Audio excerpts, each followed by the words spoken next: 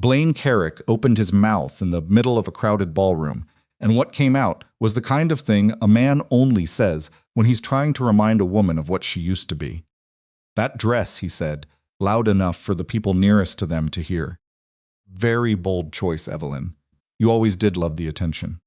He smiled when he said it. That was the part that turned her stomach. Not the words, the smile, like he was doing her a favor by noticing her at all. 8 months. 8 months since she walked out of his apartment with 2 suitcases and a silence so complete it frightened her. 8 months since she stopped apologizing for taking up space. And here he was, standing in the middle of one of Chicago's most expensive ballrooms, doing what he always did best, finding the softest part of her and pressing down. The people nearby didn't look directly at them. They didn't have to. They were listening. You could feel it in the way the conversations around them dropped half a register, the way champagne glasses paused just a fraction of a second longer at lips. Evelyn felt the old instinct move through her like cold water. Smile, soften it. Make him comfortable. Make everyone comfortable. That was the reflex 3 years had drilled into her smooth, the moment over before it becomes a scene. Her hand almost moved toward the hem of her dress.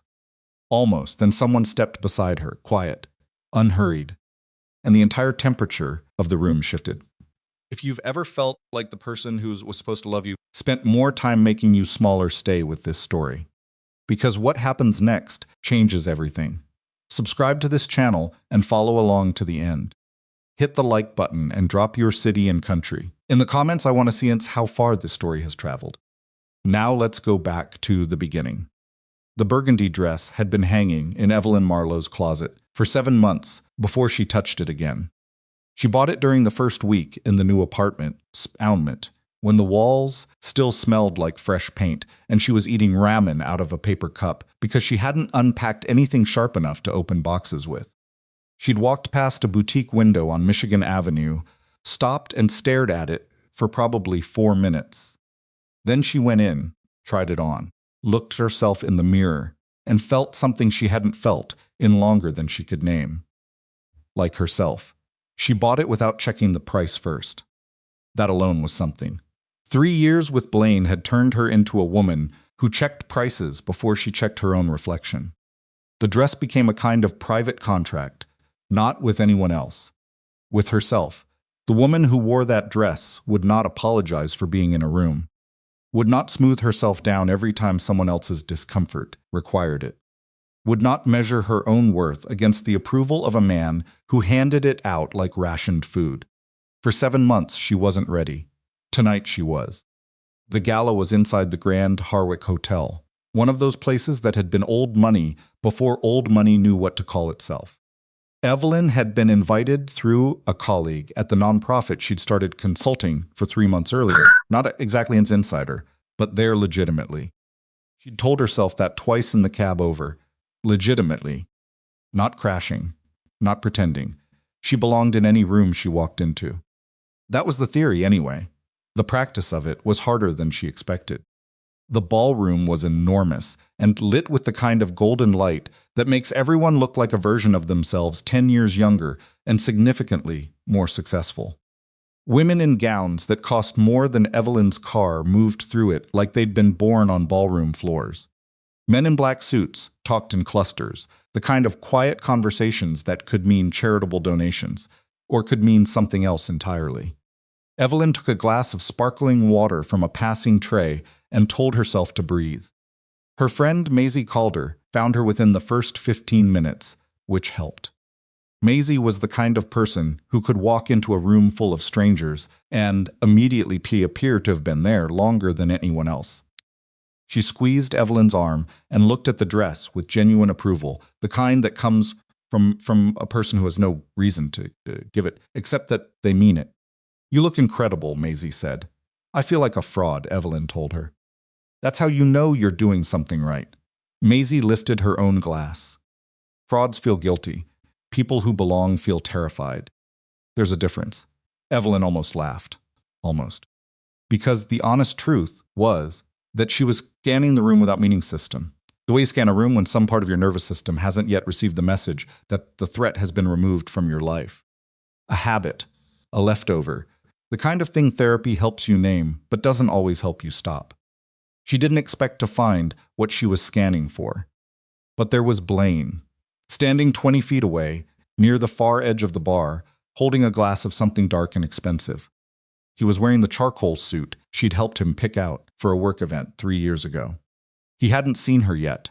He was laughing at something the man beside him said, the full-teeth laugh he reserved for people whose opinion mattered to him.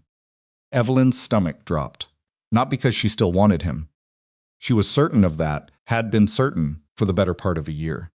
A sound like green wood splitting, but the body has its own memory, separate from the mind, and her body still remembered what it felt like to be in a room with Blaine Carrick and understand that something could go wrong at any moment. The scanning, the bracing, the small, constant calibration of her own behavior against his mood. She had not missed it for a single day. "I need to move," she said to Maisie. "He's already seen you." Evelyn looked back. He had. Blaine was watching her from across the bar, and his expression had shifted. She also recognized the reassessment, taking inventory of who she'd become in the time since she'd stopped being his. She watched him make the decision to approach. She considered walking away. She stayed. Because walking away would have meant she was still afraid of him, and she had spent 8 months becoming a woman who was done being afraid of Blaine Carrick. He crossed the room with the particular confidence of a man who has never genuinely faced a consequence in his adult life. He was handsome. Evelyn had always known that the kind of handsome that had taken her longer than she to admit to stop mistaking for goodness. He stopped in front of her, and he smiled, and it was almost warm. Almost like a person she once thought she knew. Evelyn. He said her name the way he always had. It was a small thing he was picking up and examining. "I didn't know you'd be here. I didn't know you'd be here either." A beat. His eyes moved over her, and she felt it, the evaluation. Not admiration. Assessment. Looking for what needed adjusting. It was what he'd always done. She used to not see it. Now she couldn't not see it. "That dress," he said. "Loud enough. Just loud enough. Very bold choice, Evelyn. You always did love the attention." The conversations nearby dipped.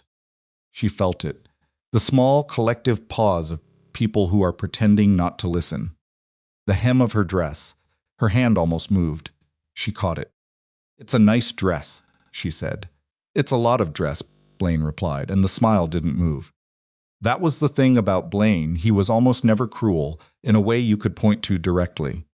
He was cruel in the way of slight adjustments. A tone here. A word choice there. Years of small corrections that added up, over time, to a woman who double-checked her reflection before she left the room and apologized for things that didn't require apology. Evelyn opened her mouth. She didn't know exactly what she was going to say. Something measured. Something that didn't give him the reaction he was clearly fishing for. Something that walked out of this moment with her dignity intact. Then the man stepped beside her.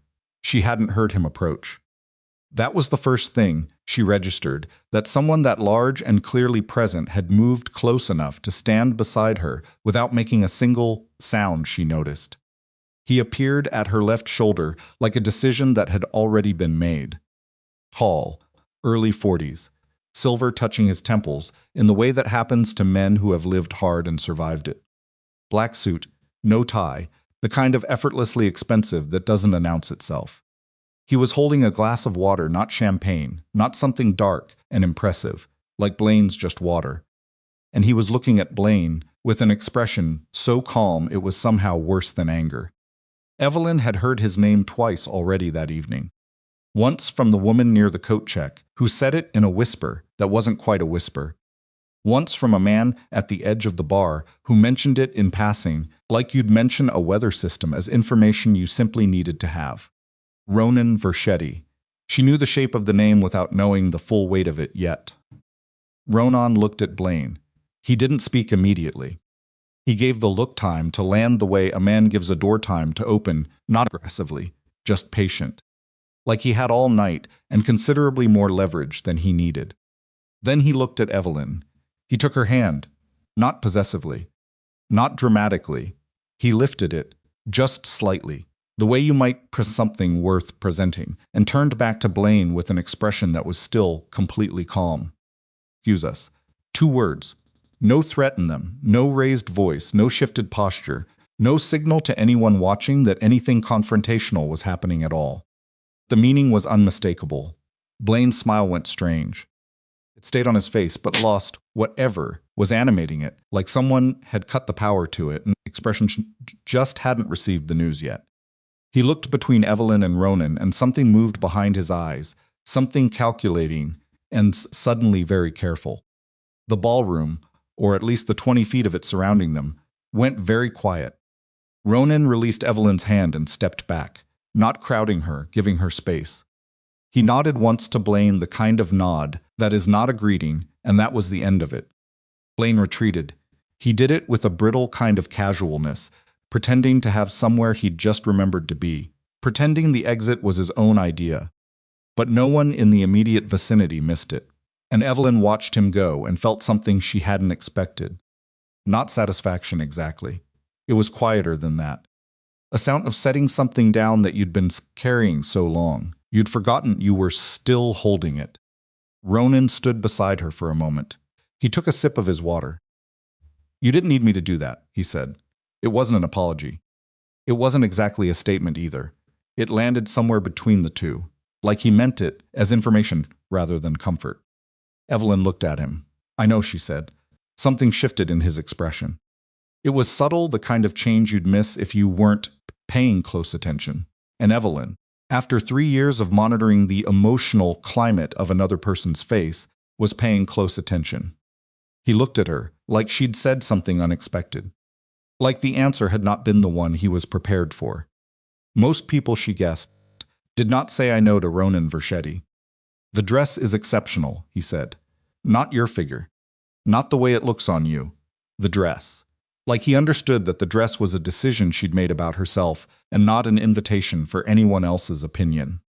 Evelyn felt something loosen in her chest that she hadn't known was still wound tight. "Thank you," she said. They stood there for a moment, in a silence that was not uncomfortable, which itself was strange. She'd spent 3 years in relationship with a man who'd made silence feel like accusation. This was different.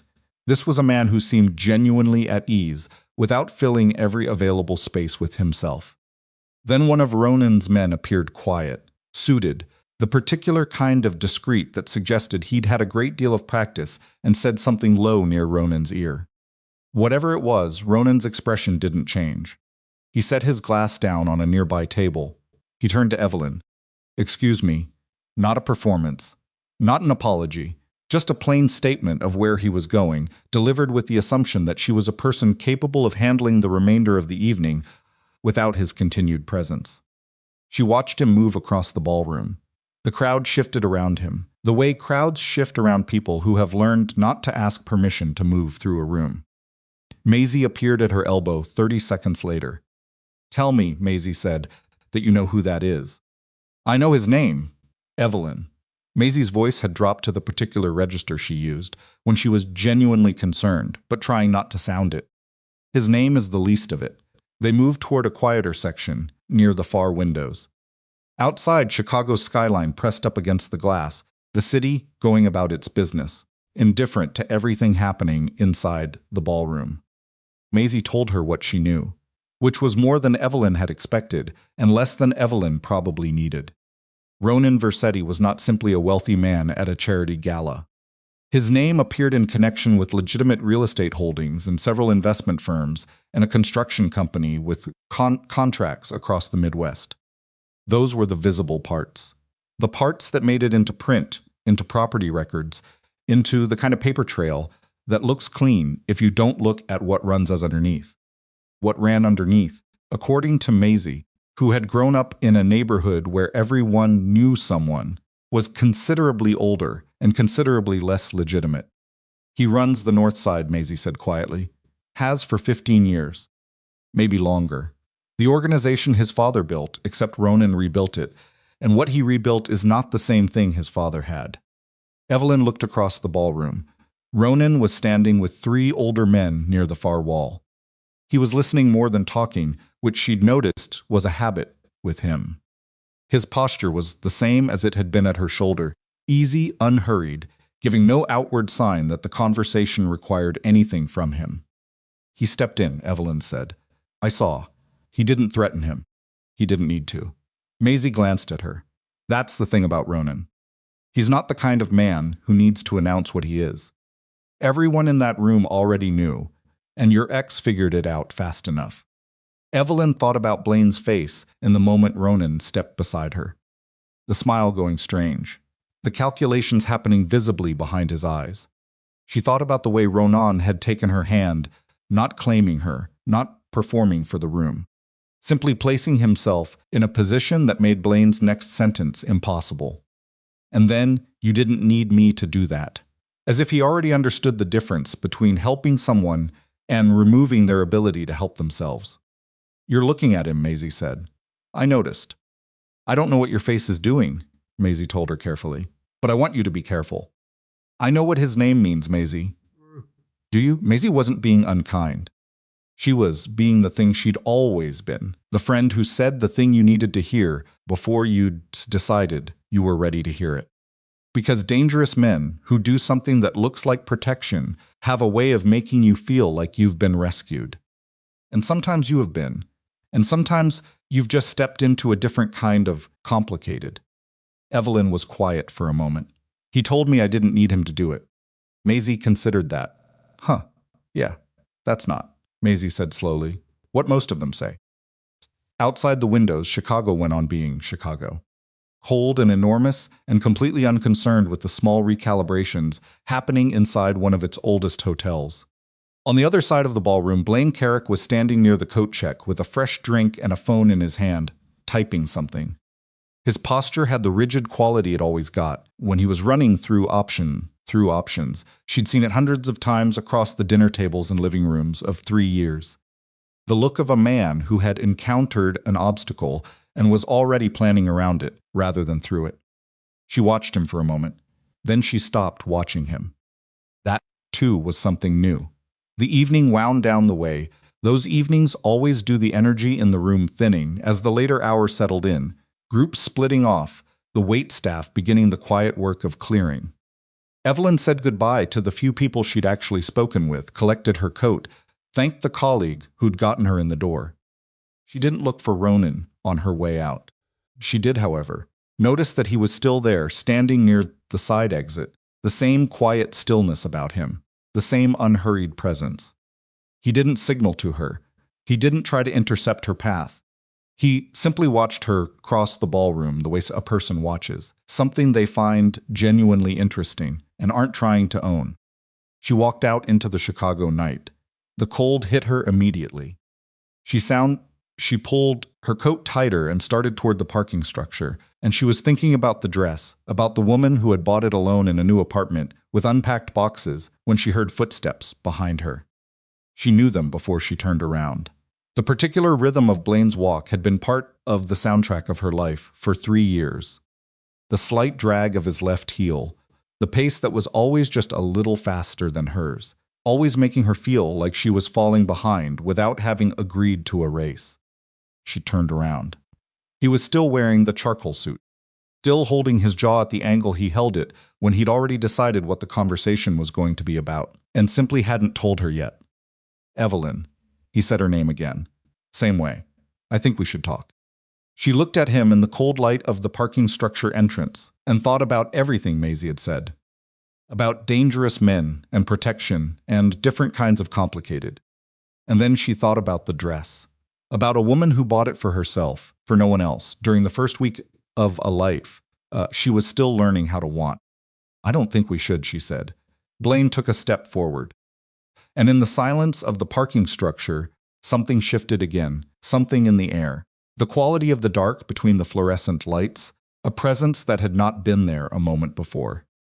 She heard a car door, and she understood, without turning around yet, that the evening was not quite finished with her.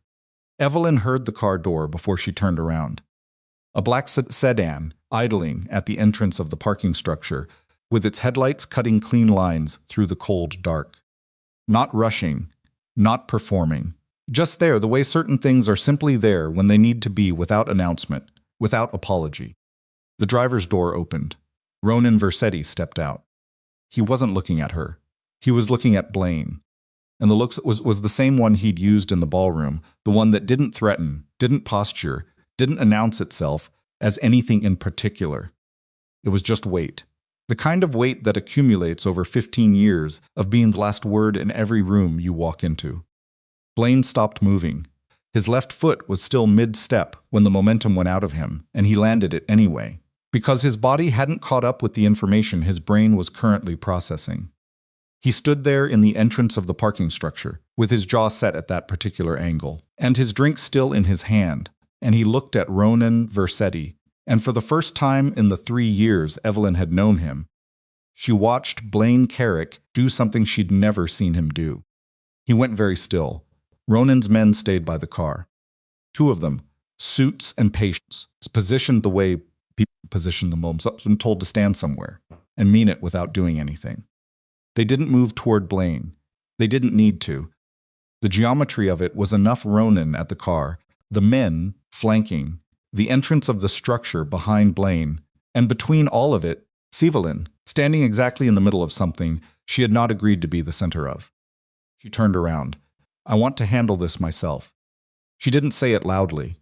She said it the way you say something, when you mean it without needing anyone to applaud the meaning. She said it to Ronan, who was still watching Blaine with that flat, patient expression, and she watched him shift his attention to her. The quality of his attention was different from Blaine's. Blaine's attention had always felt like being assessed. Ronan's felt like being seen, which was not the same thing at all. He studied her for a moment. Then he nodded. One single nod. Not reluctant, not performative. Just yes. Acknowledged. Received. He leaned against the side of the sedan and folded his arms, which was not the posture of a man who was removing himself from the situation. It was the posture of a man who was moving to the perimeter of it, still present, still there if the geometry needed to change, but no longer the center of it. Evelyn turned back to Blaine. She had thought she'd feel uncertain. She'd thought she'd won. She'd thought the years of training, the reflexive softening, the constant management of his emotional climate would kick in, and she'd find herself moderating her words before she even knew she was doing it. That was the muscle memory Blaine had spent 3 years building in her. And muscle memory doesn't simply disappear because you've made a decision. But she looked at him standing there with his drink and his suit and the rigid set of his shoulders, and what she felt was not uncertainty. It was something closer to clarity. Evelyn. He kept his voice low, controlled. The voice he used when he wanted something, and had calculated that pressure would work better than volume. You're making a scene. You made the scene, she said. In the ballroom. In front of 40 people. I said something about your dress. You said it the way you always said everything. She watched his jaw tighten. Like I was the punchline of a joke only you were telling. That's a dramatic interpretation. Don't. The word came out clean and flat and stopped him mid-sentence. Don't do the thing where you tell me I'm reading it wrong. I spent 3 years believing I was reading it wrong. I'm not doing it anymore. Something moved across his face. Not quite anger. Not quite hurt. Something, San. Something that lived in the space between them, the expression of a man who has built his entire relational architecture on the assumption that the other person will eventually capitulate, discovering that the assumption might no longer hold. I came to make sure you were safe, he said. Evelyn almost laughed. The sound almost escaped her before she caught it. From what? He gestured toward the sedan, toward Ronan, leaning against it in the cold with his arms folded and his expression unchanged. From whatever that is. You don't know him, Evelyn. You don't know what he does or what kind of people he's involved with. I know his name, she said, and I know yours. And right now, tonight, in this parking garage, the one making me uncomfortable is you. Blaine's mouth opened, closed. He set his drink down on the concrete barrier beside him with a precision that was its own kind of anger-controlled, deliberate, the kind of careful movement that meant the feeling underneath it was not careful at all. I'm not trying to make you uncomfortable, he said. I'm trying to protect you. From who? From yourself. The words were out before he could dress them up, and Evelyn watched him realize it, watched the regret cross his face, not because he didn't mean it, but because he hadn't intended to mean it quite so nakedly. You've been on your own for 8 months, and you're walking into places like this, in a dress that's what? Her voice was quiet, quieter than she expected. Quieter than she'd intended. But quiet in the way that certain silences are loud. Finish the sentence, Blaine. He didn't. Because there was no version of the sentence he could finish that wouldn't confirm exactly what she'd been trying to tell herself for 8 months, that the man she'd spent 3 years with had never, not once, been looking at her and seeing something worth keeping. He'd been looking at her and seeing something that required management. Picked up her car keys. Don't follow me, Evelyn. I mean it. She walked toward her car. She didn't look back. Split. She was aware of Ronan watching from the perimeter she'd assigned him to, and she was aware of Blaine standing at the entrance with his drink on the concrete barrier and his jaw doing the things it did when he was recalculating. She was aware of all of it. She got in her car. She drove out of the parking structure, and when she passed the black sedan, Ronan was still leaning against it. And he didn't try to stop her, or signal to her, or make any gesture at all that suggested the evening had produced an obligation between them. She drove home in the dark. Her hands were completely steady on the wheel. That surprised her. She'd thought they'd shake. Maisie called at 7:30 the next morning, which meant she hadn't slept much either. Tell me how you are, Maisie said. I'm fine. I've known you for 11 years.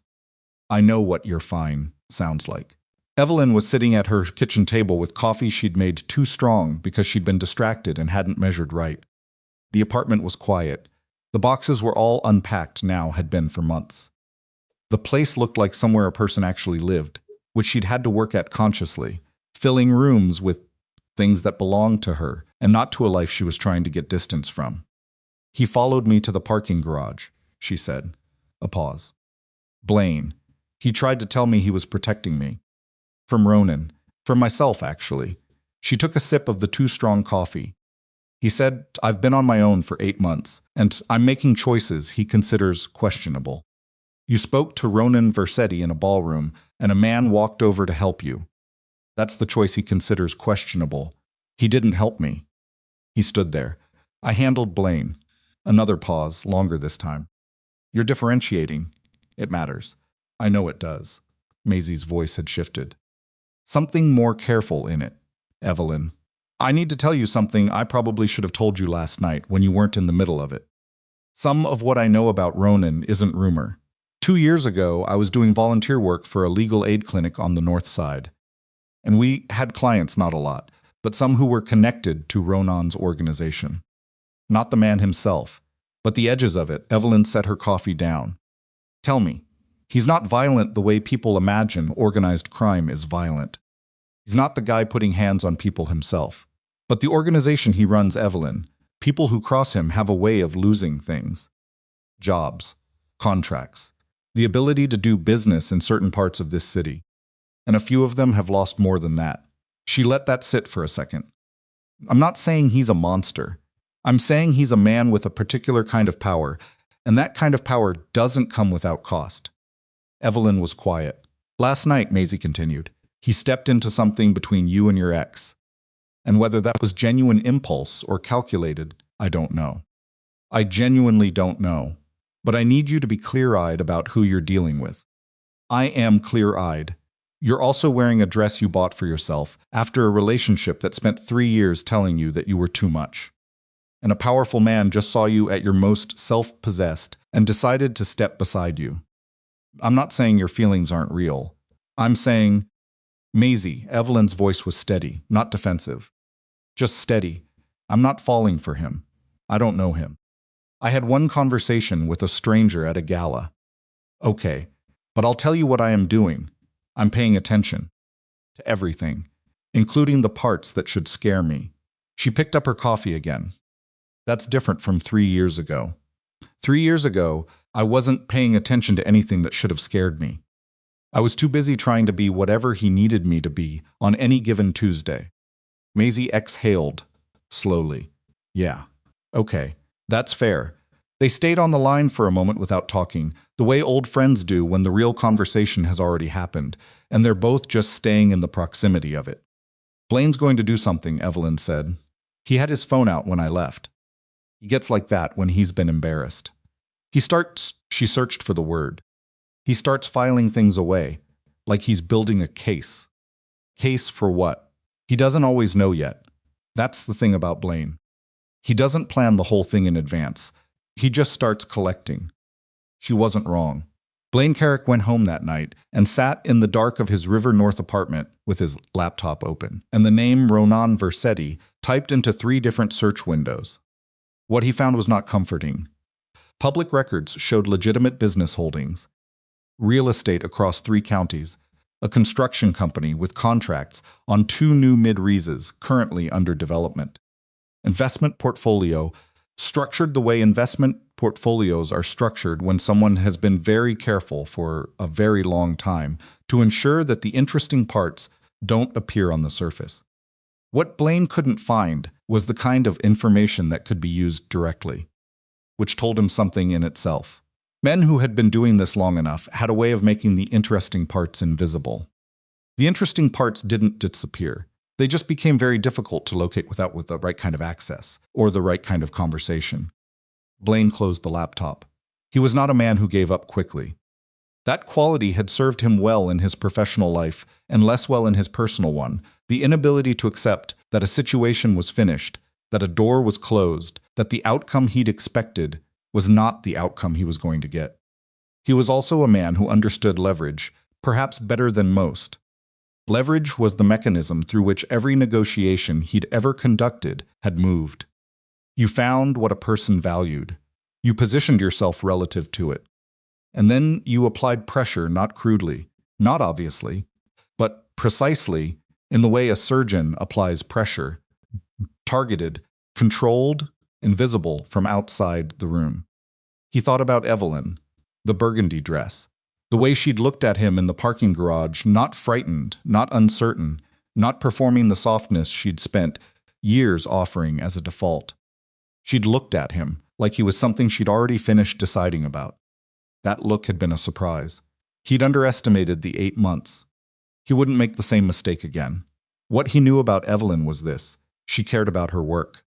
The consulting had given her a professional identity that Blaine had always found inconvenient, not because she wasn't good at it, but because it was hers alone, something he'd had no hand in shaping. She cared about her reputation in that work. She was proud of what she'd built since walking out. He began thinking about how that pride might be turned into a vulnerability. He didn't do anything that night. He just thought. Filed. The way she'd always said he did, though she'd never said it to his face until now. She'd said it to his face tonight. He sat with that for a while.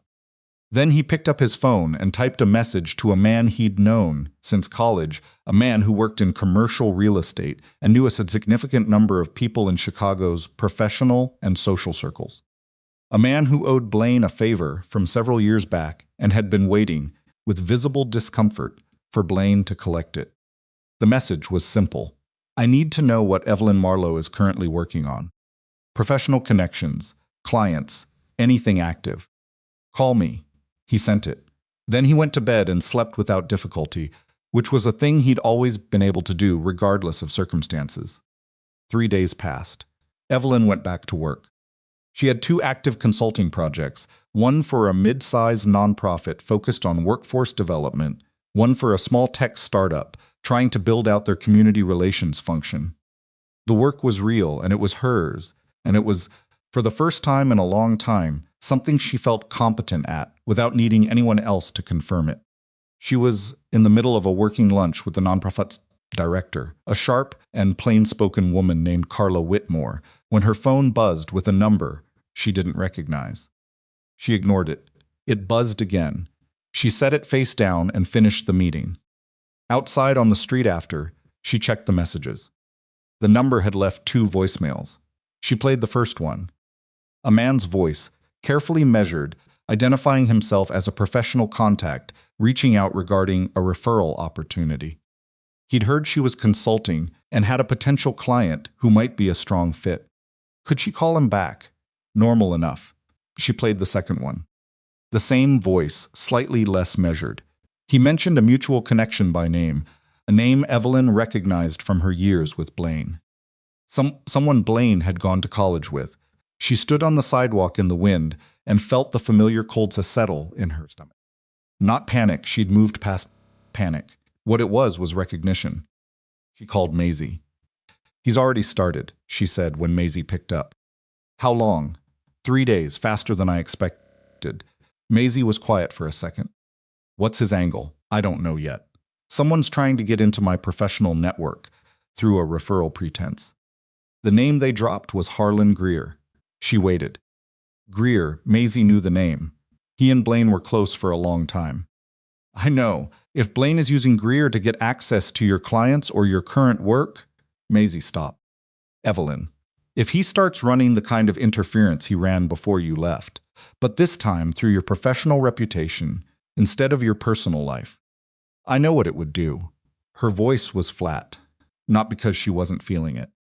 Because feeling it and letting it move through her face were two separate choices, and she was outside on a public sidewalk in the middle of a workday. "Took me 2 years to build this. The consulting, the referrals, the trust that people have in my work." She exhaled. She didn't finish the sentence. She didn't need to. Because Maisie knew, and Evelyn knew, exactly what Blaine Carrick was capable of when he decided to be thorough. He didn't break things directly. He didn't leave fingerprints. He simply talked to the right people at the right times and let doubt do the work, the way water let into a foundation does its work, slowly, invisibly, comprehensively, until the structure above it starts showing cracks that look like they came from somewhere else. "Don't call Greer back," Maisie said. "I wasn't going to." "And don't pause. Don't call Ronan either." Evelyn was quiet. "I mean it," Maisie said. "If you go to him with this, you're confirming something to yourself that I don't think you're ready to confirm. That you need someone with that kind of muscle behind you to handle your problems." "I know that." "Do you?" "Maisie, I'm asking. Because 3 days ago you were standing in a parking garage telling a man who runs half the north side that you wanted to handle your own situation. And you did. And it was the best thing I've ever watched you do. Don't undo it because Blaine got scared and started working his angles." Evelyn stood on the sidewalk a moment longer. The wind was sharp and cold and smelled faintly of exhaust and the city's particular winter smell, something like iron and lake water. "I'm not going to undo it," she said. "Good. But I need you to be honest with me about something. Always.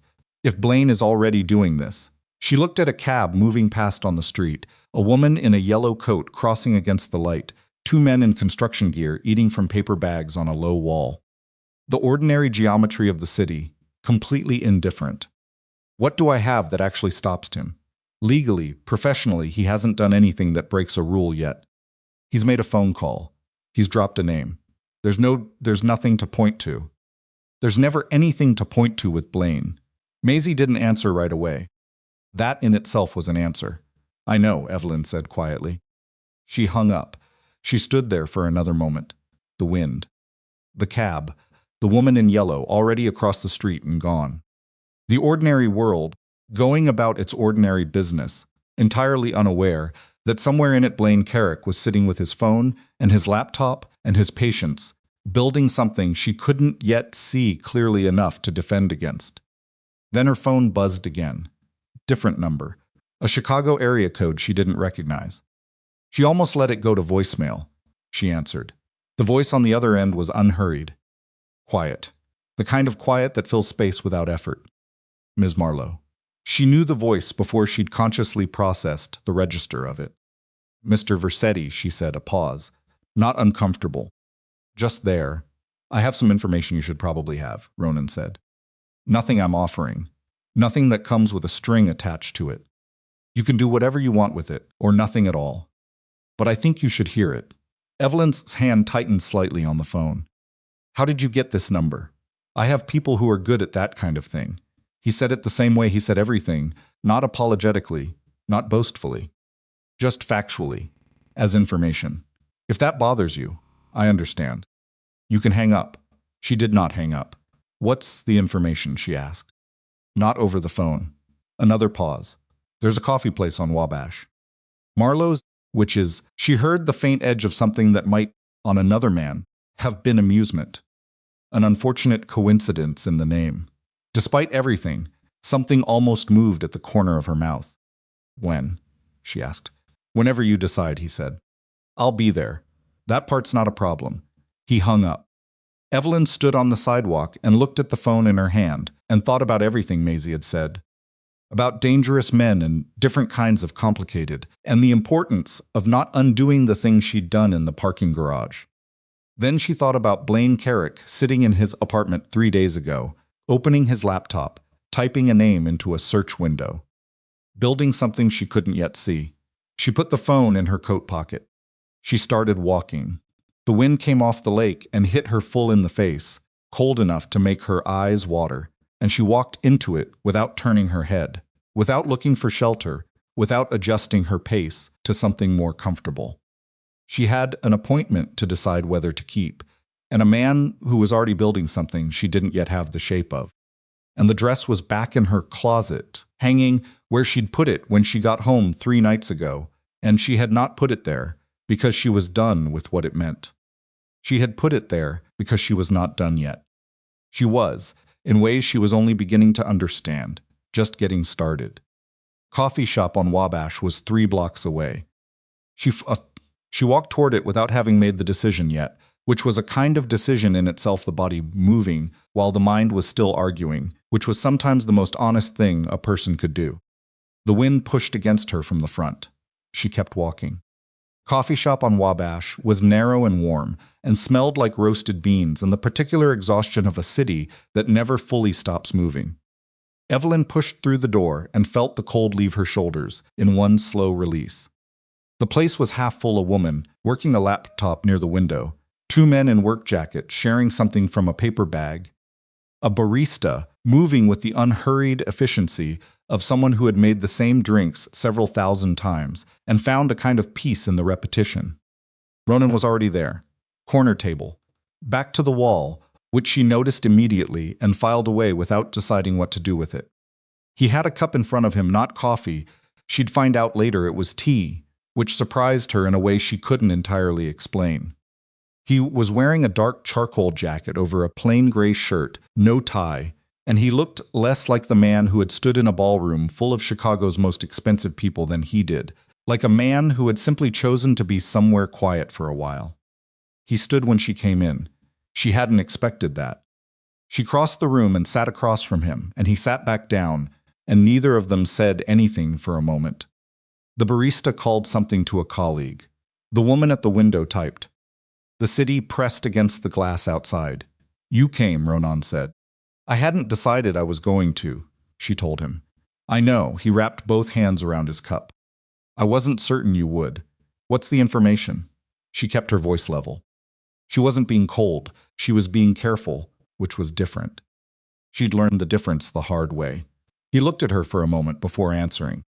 Not evaluating. Something else. Like he was checking, internally, whether he still meant to do the thing he'd decided to do. Blaine Carrick reached out to a man named Harlan Greer 2 nights ago, he said. Greer made contact with 2 of your current professional references. He didn't say anything damaging yet, but what he said was designed to plant a question, the kind that grows on its own if you don't tend to it. Evelyn's jaw tightened. What did he say? That you might be involved with someone whose business practices could create liability for anyone associated with you professionally. A pause. He meant me. The room stayed the same, the barista, the typing woman, the paper bag men. All of it completely unchanged, which was the strange thing about moments like this, the world doesn't bother to acknowledge them. How do you know this? She asked. Because 2 of the people Greer contacted have a relationship with someone in my organization. That's a significant coincidence. It's not a coincidence. He said it plainly, without apology. When you came to my attention at the gala, I made it my business to know something about your situation. That's what I do. I don't offer that as something admirable. Just accurate. Evelyn sat with that for 3 full seconds. You ran a background on me, a preliminary one. Yes. After knowing me for approximately 40 minutes. After watching a man publicly humiliate you and recognizing the particular way you absorbed it. He met her eyes steadily. I've seen that look before. On people I've known a long time. People who've been managed down until absorbing it becomes a reflex. The honesty of it knocked something loose in her chest that she hadn't expected to have knocked loose. "That doesn't make it acceptable," she said. "No," he agreed. "Doesn't." They looked at each other. "Why are you telling me?" she asked. "You could have used this differently. You could have waited, watched what Blaine does, seen how it plays out. Why come to me with it first?" Ronan looked down at his cup for a moment. Just a moment. Then back up. "Because you stood in a parking garage 3 nights ago and told me you wanted to handle your own situation. And I respected that. And this is your situation." He paused. "You need the information to handle it. So here it is." Evelyn stared at him.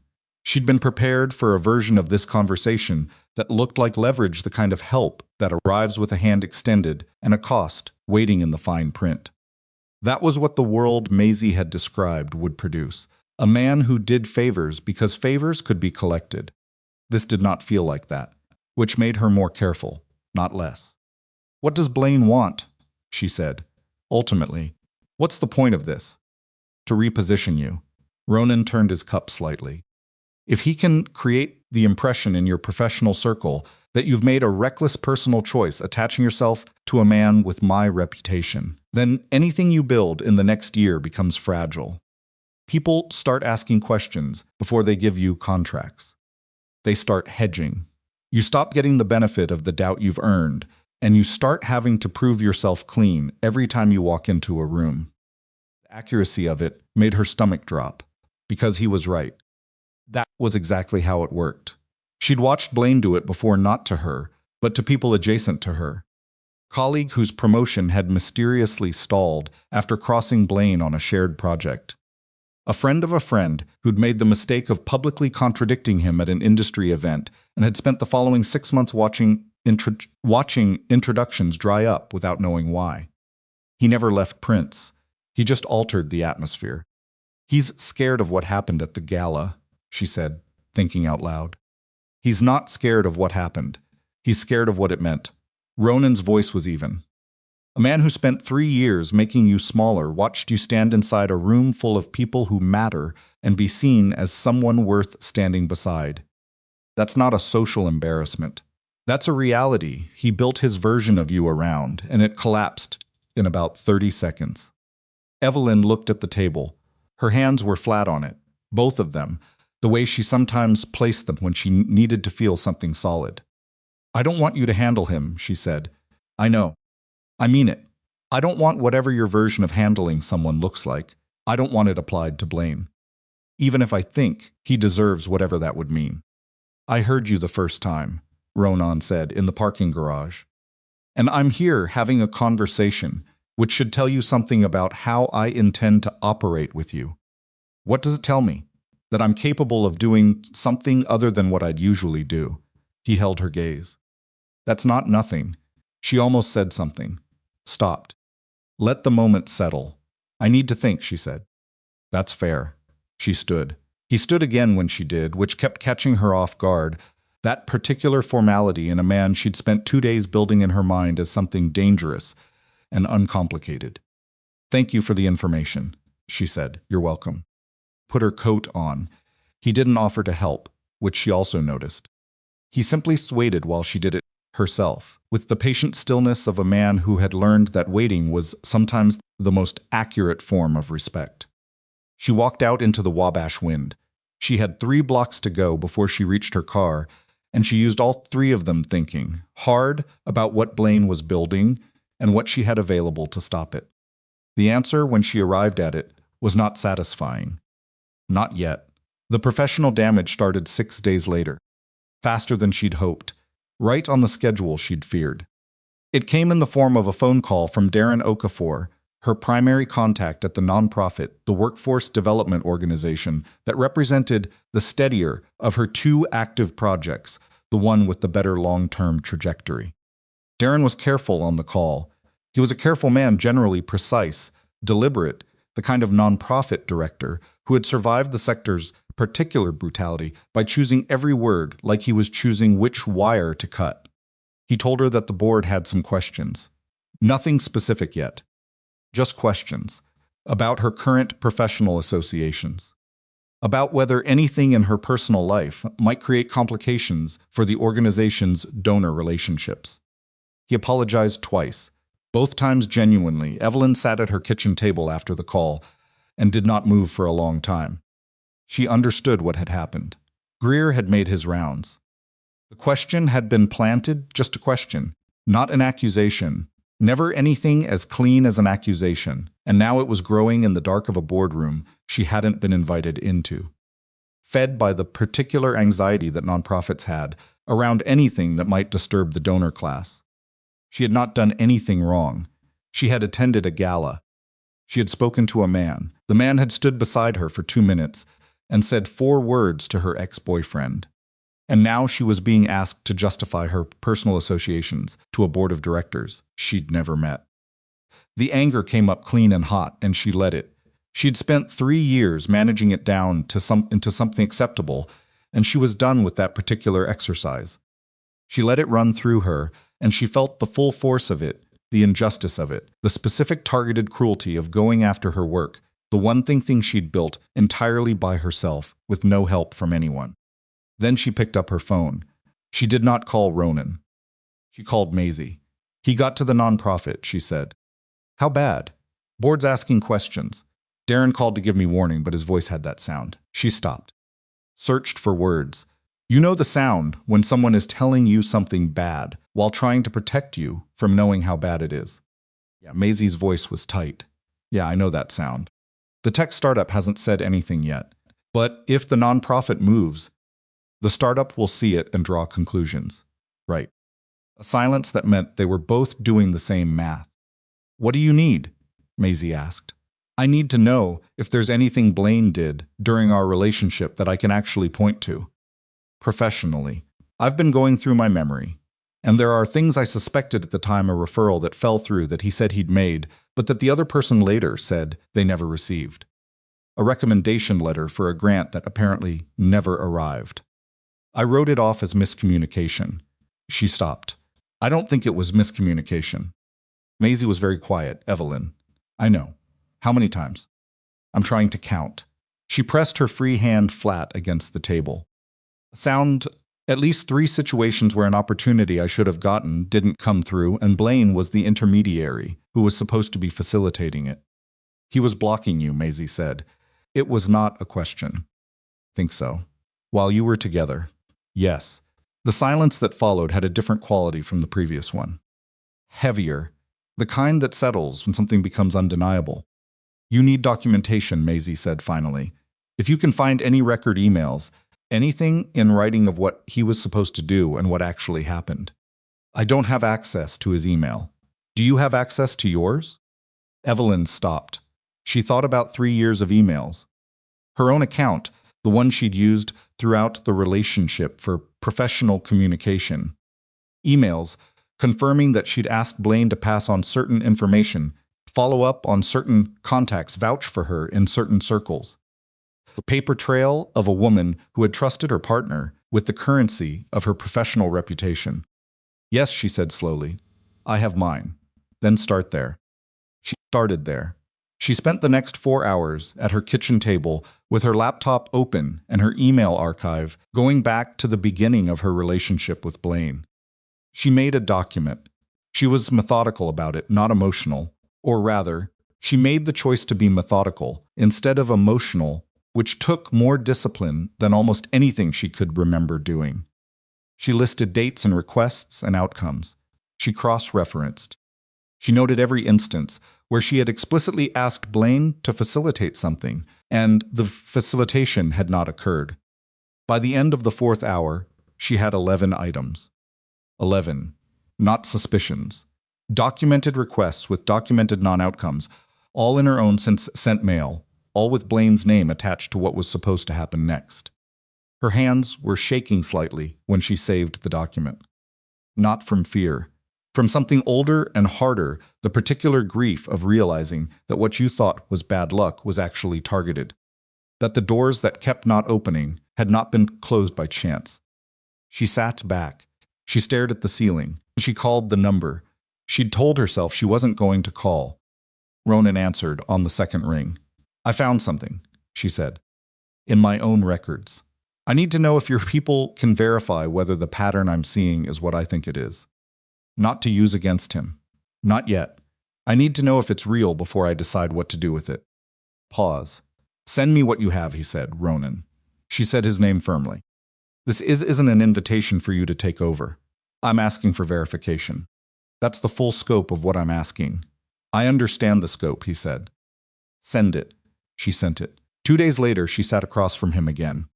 Different location, a restaurant near the river that was closed for a private lunch she hadn't asked the details of. Because there were details about Ronan's life, she was learning to accept as the background radiation of being in proximity to him, constant and not worth examining every time. Put a folder on the table between them. She opened it. She had expected verification. She had expected her 11 items confirmed, given some additional weight by whatever resources Ronan had applied to them. What she found was 43 items. 43 documented instances spanning the full 3 years of her relationship with Blaine Carrick. Referrals intercepted. Introductions made to the wrong people at the wrong times, timed precisely to create the impression of an opportunity while ensuring nothing would come of it. A sound application. She'd submitted during the second year one she remembered with particular bitterness because it had seemed so promising and had come back rejected for reasons she'd never been able to understand, had been quietly undermined by. A phone call from Blaine to a board member 2 days before the decision. There were also 5 instances she hadn't known about at all. 3 of them predated her relationship with Blaine. They were from the year before they'd met, when they'd moved in overlapping professional circles and she'd been building momentum in a direction that would have taken her somewhere significantly more independent than where she'd ended up. She stared at those 3 entries. He knew me before, she said. He was aware of you, Ronan said. Yes. These are from... She checked the dates again. He started blocking me before we were even together. It appears that way. She set the folder down. She pressed her hands flat on the table, the same way she'd pressed them flat on her kitchen table 2 days ago, feeling for something solid. He chose me, she said. The words tasted wrong in her mouth. He didn't fall for me. He chose me the way you choose a position. He saw what I was capable of, and she stopped. The thing she was about to say was too large to say cleanly. It sat in her chest like something swallowed wrong, taking up more space than it should, blocking the passage of everything else. Ronan didn't try to finish the sentence for her. He didn't offer comfort, didn't reach across the table, didn't do any of the things that would have felt like interference. He simply sat there with his tea and let her have the moment completely. He chose me, she said again, slower, and spent 3 years making sure I never grew past what was useful to him. Yes, Ronan said, that's not... She closed her eyes. Opened them. That's not a relationship. That's a strategy. Yes. The simplicity of his agreement was somehow worse than any elaboration would have been. Didn't dress it up. It didn't soften it. It just confirmed the shape of the thing and left it there in front of her, exact and unmovable. She pushed the folder slightly to one side. What does he do next? She said. If the nonprofit pulls my contract, what's his next move? He doesn't need a next move if the first one works, Ronan said. If your professional reputation develops enough uncertainty around it, the work dries up on its own. He doesn't need to actively pursue it. He just needs to have done enough. And if I go to my contacts directly, get ahead of it? Explain. Explaining looks defensive, Ronan said, and defensive looks like confirmation. That's the architecture of what he's done. There's no good response from inside it. Evelyn stared at the folder. There's an outside, she said. Ronan looked at her. You go outside the architecture, she said. You don't respond to the question he's asking. You replace it with a different question entirely. She was thinking faster than she was speaking, the thoughts arriving in pieces, assembling as she went. If I can show, not just tell, show documented evidence that he's been running interference on my career for 3 years, including before we were together, then the question isn't whether I've made a reckless, personal choice. The question becomes why a man would do this to a woman and what it says about him. Ronan was quiet. That's a different conversation, she said. And it's one I can win. It's also a conversation that requires you to make this public, he said carefully. which means it gets harder to control what happens after. I know. And it means Blaine will escalate. I know that too. He looked at her for a long moment. Something his expression shifted, not softened. Exactly. But changed, like a light source moving behind glass. What do you need from me? He asked. Can your people pull anything on Harlan Greer? The specific conversations he had with my references. Not for legal use. Just I need exactly what was said so I know what I'm correcting. Yes, and I need it in a form I can use, not just hear about. Actually use. That's more complicated. I know it is. Can it be done? Ronan picked up his cup, set it down. Looked at the window. Give me 48 hours, he said. She nodded. She gathered her coat.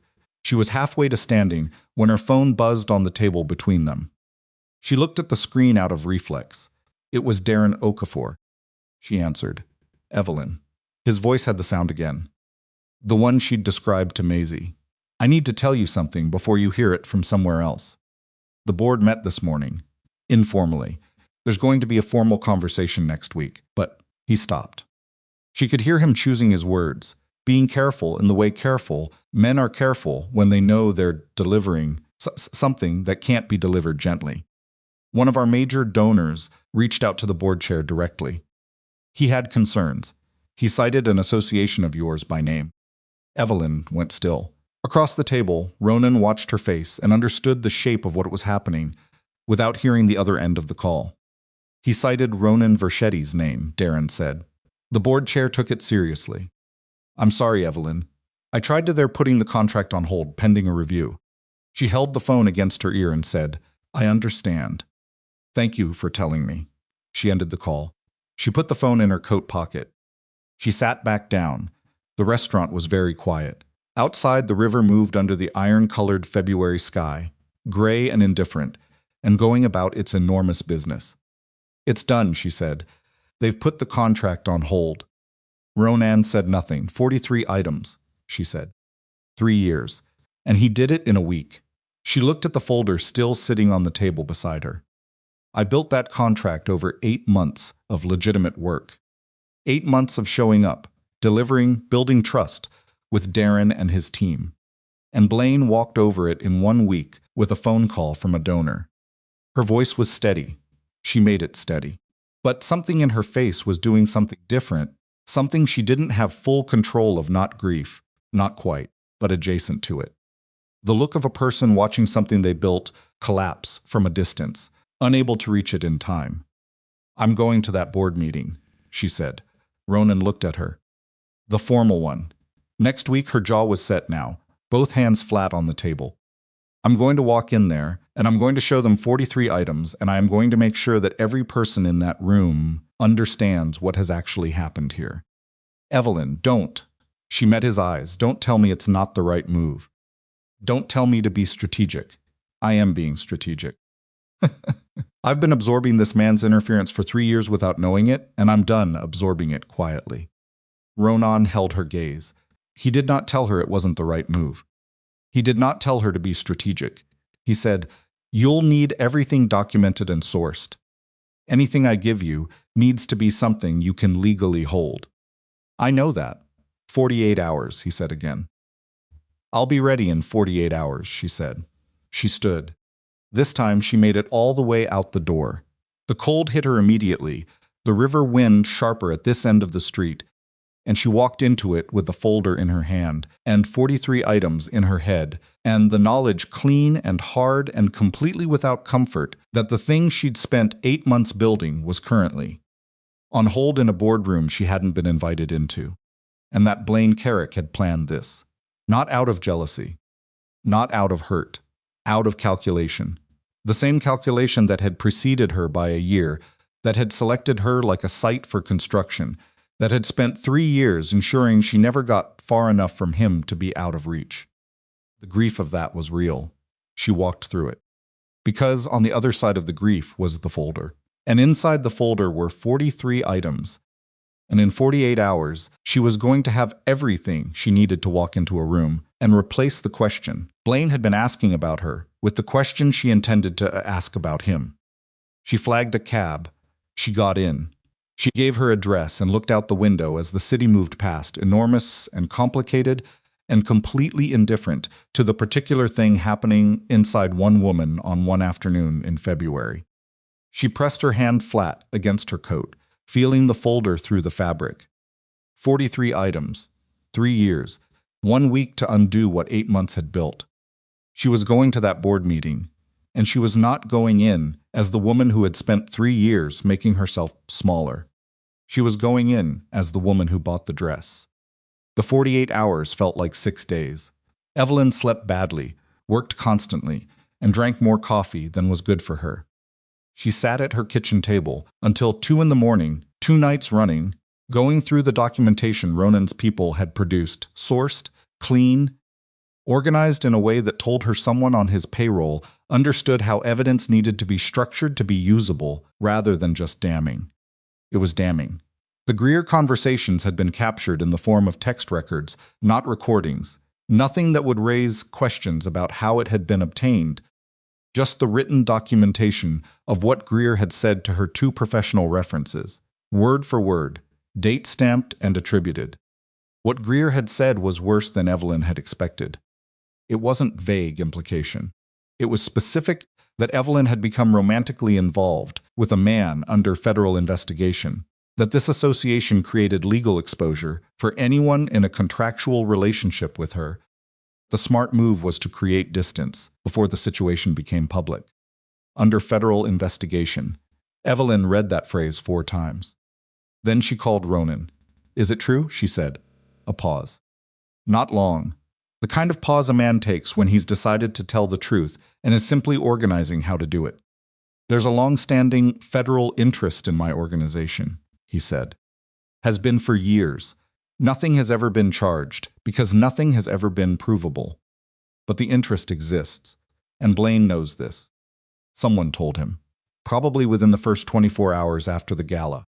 He has connections in places that would have access to that kind of information. So he's not lying. He's using a truth to do the work of a lie, Ronan said, which is more effective and harder to counter. Evelyn pressed her hand against her forehead. "This changes what I can say in that board meeting." "Yes. I can't walk in there with your documentation and present it as clean sourcing if the man who sourced it is." "Under federal interest," Ronan said. "No, you can't."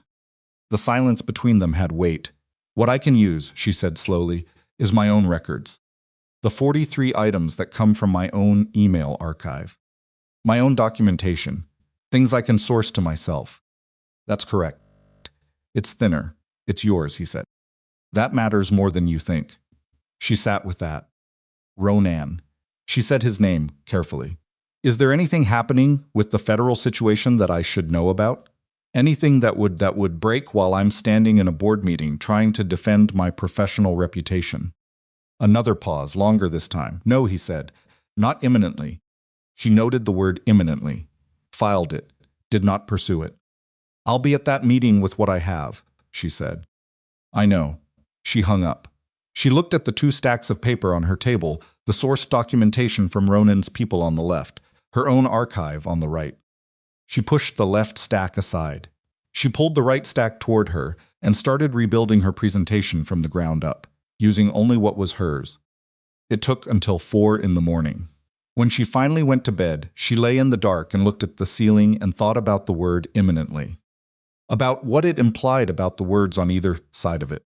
About the man in a restaurant by the river, who had said it with the particular precision of someone choosing language like he was choosing footing on unstable ground. She thought about the burgundy dress in her closet. She thought about 43 items. She slept for 3 hours. Then she got up and got ready for the most important meeting of her professional life. The nonprofit's offices were in a converted building in Wicker Park, old brick, high ceilings, the kind of space that had been a warehouse once and now housed ambitions of a different kind. Evelyn had been in this building a dozen times in the past 8 months. She knew the lobby, the elevator with the slow doors, the conference room on the 3rd floor where Darren's team did their planning sessions. She arrived 11 minutes early. She sat in the lobby with her folder in her lap and her coat still on and her back's straight, and she breathed in the same way she'd learned to breathe during the worst moments of the previous 3 years, not deeply. Because deep breaths in a moment of high stakes have a way of trembling but evenly. Measured, the breathing of a woman who is still here, still upright, still present. Darren came down to meet her. He looked tired. Sinan. He looked like a man who'd been having difficult conversations for several days and was not finished having them, and who felt genuine regret about the role he was playing in the particular difficult conversation she was here for. He shook her hand with both of his, which was something he didn't usually do. "Thank you for coming," he said. "I want you to know before you go in that I went to bat for you with the board chair." "I know you did. It wasn't enough." "I'm sorry. Don't be sorry yet," she said. "Let's see what happens in the room." He looked at her for a moment. Something in her face seemed to recalibrate his expectations slightly. He nodded once and led her to the elevator. The conference room held 7 people. Board chair a man named Gerald Ashworth, mid-60s, the particular brand of Midwestern patrician that Evelyn associated with old family money and selective generosity, sat at the head. 3 other board members flanked him, 2 women and a man, all of a similar generation. Darren took a seat to one side. A young woman Evelyn didn't recognize sat near the door with a notepad. And at the far end of the table, which she had not expected, which nobody had warned her about, sat Blaine Carrick. Evelyn stopped just inside the doorway. 1 full second. She felt her body process it, the jolt of it. The specific electricity of being ambushed in a room you thought you understood, and then she walked to the empty chair across from Blaine and sat down and put her folder on the table and looked at Gerald Ashworth. "I wasn't told he'd be here," she said. Mr. Carrick offered some context that the board felt was relevant, Ashworth said. He had the voice of a man who was accustomed to rooms organizing themselves around him and was faintly discomfited when they didn't. "We thought it would be more efficient to have all parties present." Evelyn looked at Blaine. Blaine looked back at her. He was wearing a different suit, navy, expensive, the one he wore to things he considered important. His expression was the one she'd always thought of as his boardroom face. Composed, reasonable, vaguely concerned. The expression of a man who has only ever wanted what was best. Spent 3 years trying to decode that face. She knew it now. "Mr. Ashworth," she said, turning back to the board chair. "I'd like to address the concerns that brought us here." "Of course," Ashworth said. "Of course." Ashworth Carrick has raised some specific issues regarding your current personal associations, and the board has some questions about. "I know what the concerns are," Evelyn said. "I'd like to respond to them directly. Then I'd like to share some information about Mr. Carrick's professional conduct that I think the board should have before it makes any decisions." The room shifted. Blaine's composure didn't crack. It adjusted a slight recalibration, the boardroom face reassembling itself on new calculations. He leaned back slightly, folded his hands. "That's a fairly dramatic framing," he said, his voice carrying the warm reasonableness she'd heard him deploy 100 times. "I came here because I'm genuinely concerned about Evelyn's well-being. That's all this is." "Then you won't mind waiting while I speak," she said. She didn't look at him again. She looked at Ashworth. "May I?" Ashworth glanced at Blaine, then at Evelyn, then at the folder on the table. "Go ahead," he said. She opened the folder. She'd rehearsed this.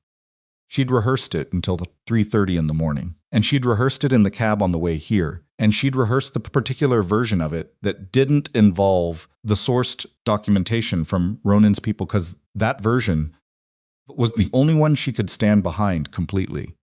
It was thinner than she'd wanted. It was hers. She started with the grant application from the 2nd year of her relationship. The one that had come back, rejected for reasons she'd never understood. She had the email chain her request to Blaine to follow up with his contact on the grant committee, Blaine's confirmation that he had done so, and then the rejection notice dated 4 days later. She also had, obtained through a public records request, she'd filed in the 72 hours before this meeting, the grant committee's internal log showing that no follow-up contact had been received during the relevant period.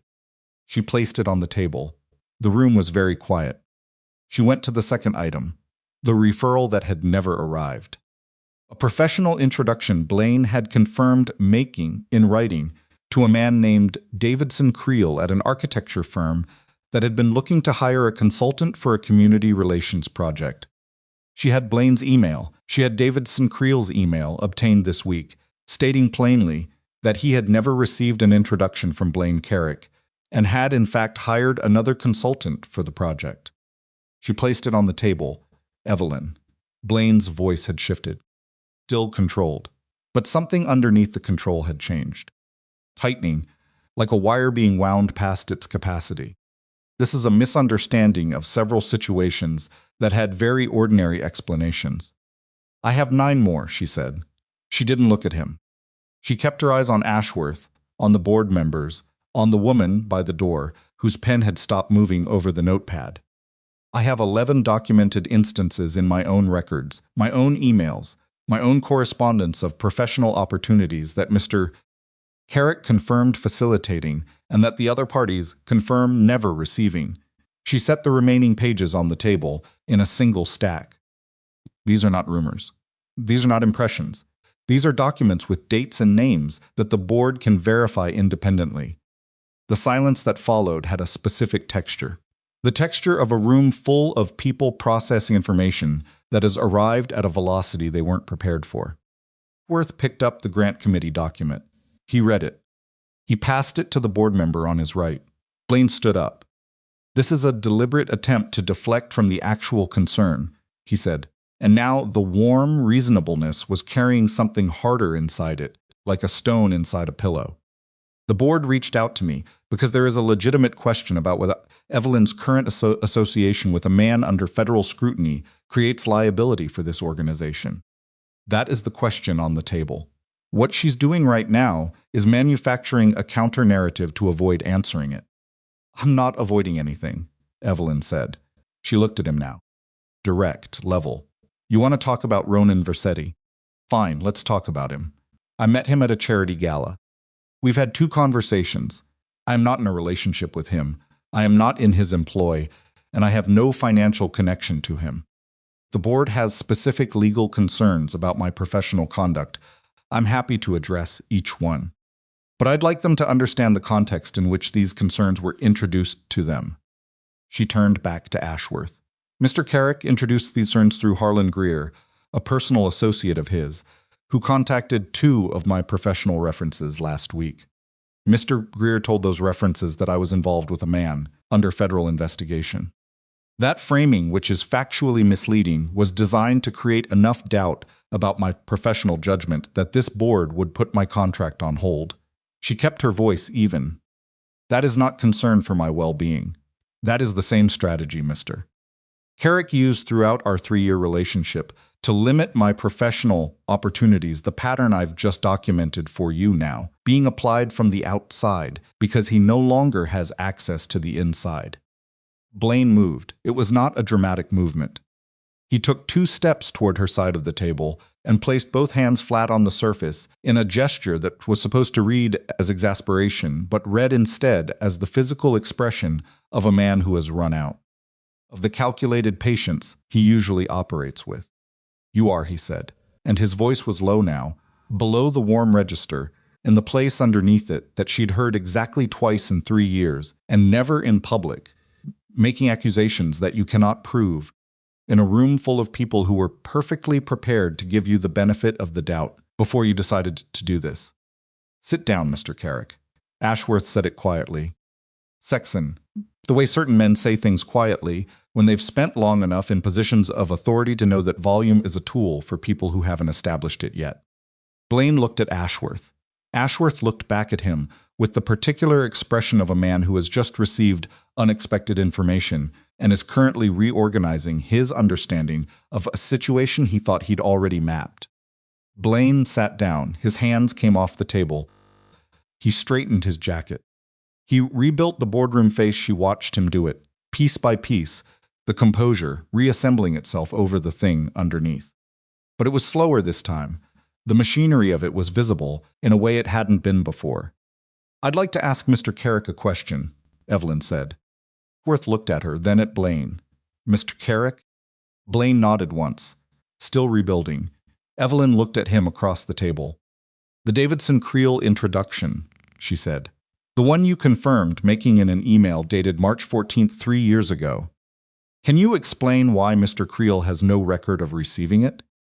Blaine's jaw tightened. "Emails get lost. It was 3 years ago. The grant committee follow-up. Confirmed by you in writing. No record with the committee. Explanation? I made the call. I can't account for their internal logging. The referral to Helena Park at Meridian Associates. Your email says you made it in October 2 years ago. Miss Park says she never heard from you. Explanation? Evelyn, I have 8 more. She said it flat and clean. If you have an explanation for each one, I'd like to hear them. Because right now, sitting in front of this board, what I have is 11 instances of you confirming professional facilitation in writing that never occurred. And I'd like to understand which of those is a coincidence before I decide which ones are a pattern." The room was not breathing. Darren was looking at the table in front of him with an expression she couldn't read, not discomfort. Something more interior than that, the expression of a man revising something he'd assumed was settled. The board member who'd been passed the grant committee document had passed it to the next person. It was moving down the table slowly, the way important things move through rooms with a kind of reluctant gravity.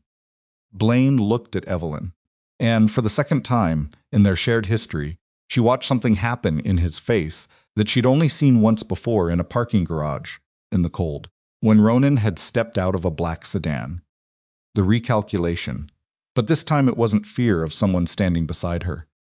It was the recognition that the woman sitting across from him with her folder and her documented 11 items and her voice that stayed level when his hadn't was not the woman he'd selected 3 years ago. Was not the woman he'd managed. Was not the woman who'd smoothed the hem of her dress and swallowed the discomfort and made the moment comfortable for everyone at the expense of herself. She was somebody else. Somebody he hadn't planned for. "I think," Ashworth said slowly, in the specific tone of a board chair who has reached a preliminary conclusion he's not quite ready to state aloud, "that the board needs to take some time to review these materials before we continue this conversation." Blaine started to speak. "With the party separately," Ashworth added. Blaine closed his mouth. Evelyn gathered her folder and stood. She buttoned her coat. She looked at Darren, who finally looked up from the table, and she held his gaze for a moment, and he gave her a single small nod, the nod of a man who is not yet sure what happens next, but is fairly certain he's been looking at the wrong problem for the past week. She walked to the door. The young woman with the notepad moved slightly to let her pass. She did not look at Blaine again. She walked out of the conference room, down the hall, into the elevator with the slow doors. She stood in the elevator and pressed a button and watched the doors close with the pistol lobby button, the specific slowness she'd found irritating every other time she'd been in this building, and this time she was grateful for it. She needed 20 seconds of nothing. She got about 12 before her phone buzzed. She looked at the screen, unknown number, Chicago area code. She answered, "Ms. Marlowe," a man's voice, not Ronan. Younger, flatter, the voice of someone who has learned to deliver information without inflecting it. "My name is Special Agent David Cohane. I'm with the FBI's Organized Crime Unit. We'd like to talk to you about your recent contact with Ronan Vercetti." The elevator doors opened onto the lobby. Evelyn stood in the elevator for a moment without stepping out. "When?" she said. "This afternoon," Cohane said. "If possible." She stepped out of the elevator. The lobby was bright and ordinary, the reception desk, a rubber plant someone had been optimistic about, the front windows showing Wicker Park going about its February business. She thought about the word imminently, about what it implied about the words on either side of it, about a man in a restaurant by the river who had chosen that particular word with the precision of someone who understood exactly what it was keeping in and what it was letting out. "I'll need to speak with a lawyer first," she said. "Course," Cohane said. "We'd still like the conversation to happen today. Call you back in an hour." She ended the call. She stood in the lobby of the nonprofit building in Wicker Park with the folder in her hand and the board meeting still happening 3 floors above her and an FBI agent waiting for her callback and the city pressing its cold February indifference against every window. She thought about Maisie saying, "a different kind of complicated." She thought about the parking garage, about the choice she'd made to stay and handle it herself, about the moment Ronan had nodded that single, unhurried nod and stepped back. She thought about 43 items. She thought about Davidson Creel and Helena Park and a grant application that had died 4 days after she'd asked the wrong person to protect it. She pulled out her phone. She did not call Maisie. She did not call Ronan. She called an attorney she'd been referred to 6 months ago by a colleague who'd said she was the person when the situation was complicated, and you needed someone who didn't panic at complicated. The attorney answered on the third ring. "I need to see you today," Evelyn said. "I have an FBI agent who wants to talk to me about a third party, a board meeting that's still in progress on the floor above me, and a folder of documented professional sabotage that I just laid in front of 7 people." Pause. "Are you available in the next hour?" the attorney said. "I'm available right now. Come in." Evelyn walked out the front door into the February cold. The wind came off the lake the way it always did, without courtesy, without adjustment, straight into whatever you had facing it. She walked into it. 3 things were now in motion simultaneously, and she was the only point connecting all of them. And there was no version of the next 24 hours that was going to be simple or clean or resolved without cost. She knew that. She walked faster. Behind her, 3 floors up, in a conference room with high ceilings and the ambient noise of a building that used to be a warehouse, Gerald Ashworth was looking at a document from a grant committee and asking Blaine Carrick to explain one more time what had happened to a phone call he'd confirmed, making 3 years ago. Ahead of her, somewhere in the federal building downtown, a man named Cohane was waiting for a callback. And somewhere in between, in a city that was enormous and complicated and entirely indifferent to individual reckonings, Ronan Vercetti was doing whatever Ronan Vercetti did on a Tuesday afternoon when he'd said nothing imminent and chosen that word with the care of a man who understood its exact dimensions. Evelyn reached the corner.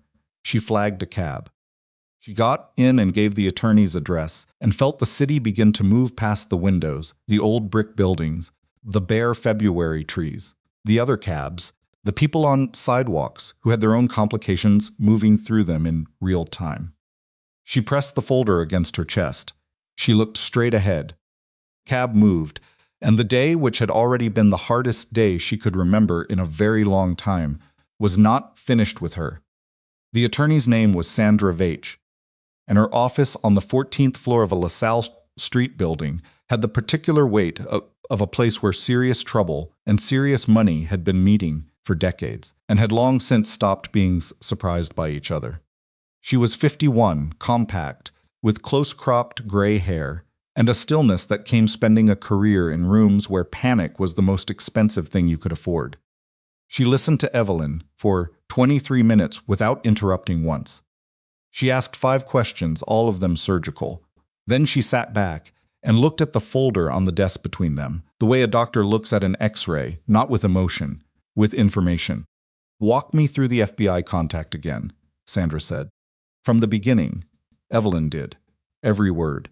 Cohane. Sandra repeated the name with the flatness of someone filing it. Organized crime unit. Not financial crimes, not public corruption. Organized crime. And your relationship with Vercetti is precisely what you've described. 3 meetings, 2 conversations of any substance. No exchange of money, no exchange of documents, no request from him that you act on his behalf in any capacity. Correct. And the information he provided you, the Greer situation, the professional contacts, you used none of it directly. Your presentation to the board used only your own documented records. Only mine. Sandra nodded once, with the quality of a woman who has just confirmed a calculation she'd been running in her head since the 3rd sentence of the story. "Then you're a witness, not a subject. Cohane wants to map Vercetti's current activity, whether the gala contact opportunistic or strategic, whether he's developing a new category of social access. He's not building a case against you." A pause. "Which doesn't mean the conversation is without risk. What you say today becomes part of the record. What you say today has to be the same thing you'd say in a year if you're subpoenaed." "It will be," Evelyn said, "because it's the truth." "Good." Sandra looked at her steadily. I want you to understand something about the position you're in. You've done nothing wrong, but you've been adjacent to two problems simultaneously: a man running a deliberate campaign against your professional reputation, and a man under sustained federal scrutiny, and both of those problems are going to want to stick to you by association if you let them. The board's situation, the FBI situation in each one, the instinct of the institution involved is to treat your adjacency as meaningful, even when it isn't. She set her pen down. What you did this morning in that conference room, walking in before they called you, putting your documentation on the table, that was exactly right. You replaced their narrative with yours, before their narrative had time to harden. Do the same thing with Cohane. Answer the questions about the facts of your contact. Don't speculate. Don't explain Vercetti's motivations. Don't editorialize about what you think he was doing or why. And if he asks what I think, tell him you don't think about it. You observed it. You can report what you observed. She picked up the phone on her desk. Call him. The F-Field office conference room had the exhausted functionality of a space that had been used too hard for too long and had given up expecting anything better. Fluorescent tubes, institutional carpeting in a color that could not have been anyone's first choice. A table that had probably been purchased during a budget cycle no one still working there remembered. The Surrey Cohane was younger than his voice, mid-30s, dark-haired, the studied neutrality of someone who had learned that expressions cost you information. He introduced his colleague, Agent Torres, who had a notepad and the particular quality of attention that sits below the surface of a face and watches from there. Where Cohane was watching for facts, Torres was watching for the thing that surrounds facts, the breath before an answer, the eyes that go somewhere specific before they come back. Evelyn had spent 3 years learning to read a person's face for what it wasn't showing. Torres was doing the same thing to her, and she knew it, and she let it happen because she had nothing to hide from someone looking that carefully. Sandra sat to her left and slightly forward, the way attorneys position themselves in rooms like this present, available but deliberately not shielding. Cohane opened with the timeline. Evelyn answered each question with the specific facts of each occasion. The gala, the approach, what Ronan had said. The coffee shop on Wabash and what had preceded it. The restaurant by the river and what she'd brought to it and what she'd left with. Sandra intervened twice once, when Cohane's phrasing edged from fact into inference about intent. Once when Torres asked whether Vercetti had introduced Evelyn to other members of his organization in a way that implied she'd have recognized them as such. My client has described her interactions with specificity, Sandra said. If there are individuals you'd like to ask about directly, name them. Torres named 3 people. Evelyn looked at each name without recognition. She'd never heard any of them. No, she said. Cohane shifted his posture slightly, not agitation, recalibration. He set his pen down, which she'd been told was a technique and was a technique. But she let the technique have its moment, because resisting techniques was its own kind of tell. Ms. Marlowe, he said, and his voice had dropped a register. The register people use when they're trying to make a conversation feel like it's happening between people rather than between a federal agent and a witness. We're not interested in you. I want to say that plainly. What we're interested in is the pattern of Vercetti's current activity. Whether his presence at the gala was incidental to an event he'd been invited to, or whether it was a deliberate positioning in a particular social and professional network. A pause. You're a consulting professional with connections to nonprofits, city programs, corporate clients. He stepped beside you publicly in a room full of people who saw it happen. We want to understand what the intention was. Evelyn looked at him steadily. The intention, as I observed it, she said, was that a man saw a woman being publicly humiliated by her ex-partner and chose to step in. She kept her voice even. I can't speak to what exists beneath that observation. I can tell you that what I saw was a man make a gesture, say 4 words, and then step back when I indicated I wanted to handle the situation myself. He stepped back, Torres said, looking up from the notepad for the first time. Yes, when you asked him to. When I indicated I wanted to handle the situation myself. I didn't ask. He observed and he stepped back. She held Torres's gaze. It's what happened. Torres wrote something without breaking eye contact first, which was its own kind of skill. The sound ran another 40 minutes. The same ground covered from different angles and with different apertures, the standard methodology of a conversation designed to find the place where the angles don't quite match up. Evelyn's angles matched because they were the same as what actually occurred, which made consistency straightforward. When Cohane walked them to the elevator, he stopped in the hallway outside the conference room. Ms. Marlowe. His voice had changed again, not warm but human. The register underneath the professional one, surfacing briefly. The situation around Vercetti is going to change. I can't tell you when or in what form. What I can tell you is that it will, and that proximity to that change creates complications for you regardless of your own conduct. He held her gaze. That's not a threat.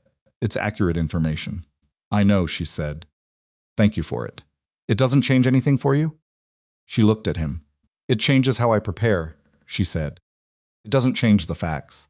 He studied her face for a moment. Then he nodded a single nod that was almost respectful and was professional enough to stop just short of it and went back into the conference room. In the elevator, Sandra said nothing until the lobby. Outside on LaSalle, in the cold that was still February, despite everything, Sandra turned to her. That went about as well as possible. He told me to stay away from Ronan. In effect, Sandra looked at her without judgment. What are you going to do with that? I'm going to call Darren Okafor, Evelyn said, and find out what the board did after I left. Sandra nodded. Call me if anything formalizes. She paused with one hand on the building door. Evelyn, what you did this morning in that room, the way you put it together and walked in before they could call you and laid it out in front of 7 people while he was sitting right there. She held her gaze. That was a particular kind of courage. The kind that doesn't make the news but matters more than most things that do. Then she went back inside. Evelyn stood on the sidewalk. She called Darren. He answered before the second ring finished, which told her he'd been holding the phone waiting. Tell me, she said. The board voted to reinstate the contract. His voice had the particular quality of relief that has been compressed under pressure for several days and is only now being allowed to release. Provisionally, with a 60-day review tied to monitoring for legal complications from third-party associations. That language is about Vercetti. But Evelyn Ashworth asked Blaine to leave the room approximately 20 minutes after you walked out. She exhaled slowly. What happened? He read through all 11 documents. All of them. Then he asked Blaine directly in front of the full board to explain the Davidson Creole introduction. Not all 11, just that one. And Blaine tried the miscommunication framing, a pause. Ashworth asked him what specific miscommunication would prevent an email introduction from being received by both parties for a period of 3 years. And Blaine didn't have an answer. Another pause waited. I've worked with this board for 6 years. I have never seen Gerald Ashworth ask someone to leave the room. Evelyn looked at the traffic moving on LaSalle. The ordinary business of a city that did not know or care that something had just shifted somewhere in its interior. What did Blaine do? She said. He left, very quietly.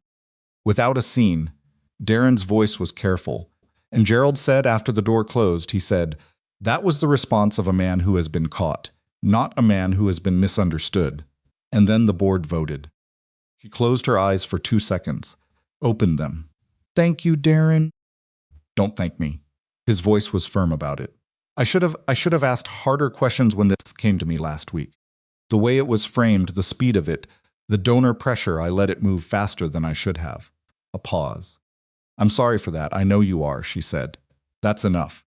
She hung up. She stood on LaSalle for another moment. Then she called Ronan. He answered on the first ring. The board reinstated the contract, she said. Ashworth asked Blaine to leave. The FBI conversation went as well as it could have. A pause that had a different quality from his usual pauses. Something in it that was not the controlled stillness she'd come to recognize, but something more interior, like a breath being let out slowly. Good, he said. Just that.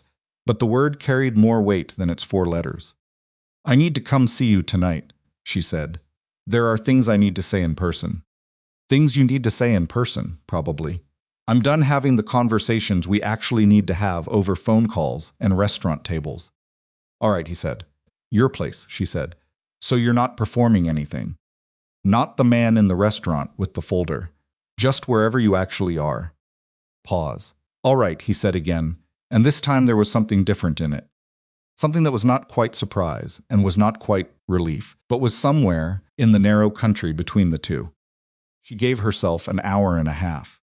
She went home, changed out of the clothes she'd worn to the board meeting and the FBI field office clothes that felt like armor now, necessary but heavy, and put on something that was hers without being a statement. Dark jeans, a gray sweater, her own coat. She washed her face and looked at herself in the bathroom mirror for a moment, not evaluating, just checking in with whoever was there. She was there. That was still something. The building in Lincoln Park was limestone and quiet in the way that certain old Chicago buildings are quiet, not empty, but resolved. The doorman had her name already, which told her Ronan had called ahead, which told her he'd used the hour and a half to prepare not a performance, but a welcome. He opened the door before she knocked. Dark trousers, a plain black sweater, no jacket. The clothes of a man who had been home for a while, moving through his own space, without the deliberate presentation of someone who had decided what they wanted a visitor to see. The apartment behind him was large and genuinely lived-in books in actual stacks, a kitchen with the evidence of actual use, windows overlooking the park that caught the last of the evening light, in a way that felt accidental and therefore real. She came in. She didn't make a performance of assessing the space. She looked at it the way you look at where someone actually lives, not for what it says about money or taste, but for what it says about the texture of their days. She sat in a chair near the window. He sat across from her. And she said what she'd come to say. Tell me about imminently. He looked at her for a full moment. The kind of look that is not stalling, but actually finding something, locating the honest answer underneath the available ones. There's a federal case that's been building. For somewhere between 18 months and 2 years, he said. Closer to complete than it was 6 months ago. I know the shape of it. I don't know the timeline. Are you going to be charged? I don't know. That's not. It's the honest answer I have. His voice stayed level. I know what I've done and what I haven't. Those two things don't always produce a predictable outcome in a federal proceeding. I have competent counsel who has been working this problem for a long time. But I can't tell you what I can't know. She looked at him. What have you done? She said. Not softly, not harshly. The way you say something when you need the undecorated version. Ronan set his hands on his knees, a gesture so ordinary. It was almost startling, a man getting ready to tell the truth, the way you get ready to lift something heavy, just setting yourself. I've run an organization outside the law for 15 years, he said. Inherited from my father, rebuilt into something different from what he had, but still what it is. Money the movement of it, through structures that don't survive examination. Arrangements with certain city officials. Relationships with other organizations in this titsas that involved the threat of consequences, and occasionally the consequences themselves. He held her gaze without looking away. I haven't killed anyone. I want you to know that because it matters to me that you know it, not because it makes the rest acceptable. Because it doesn't, but because it's true, and I need it to be part of what you actually know. He paused. The violence that has moved around this organization over 15 years. I've spent those years trying to limit it. I haven't always succeeded.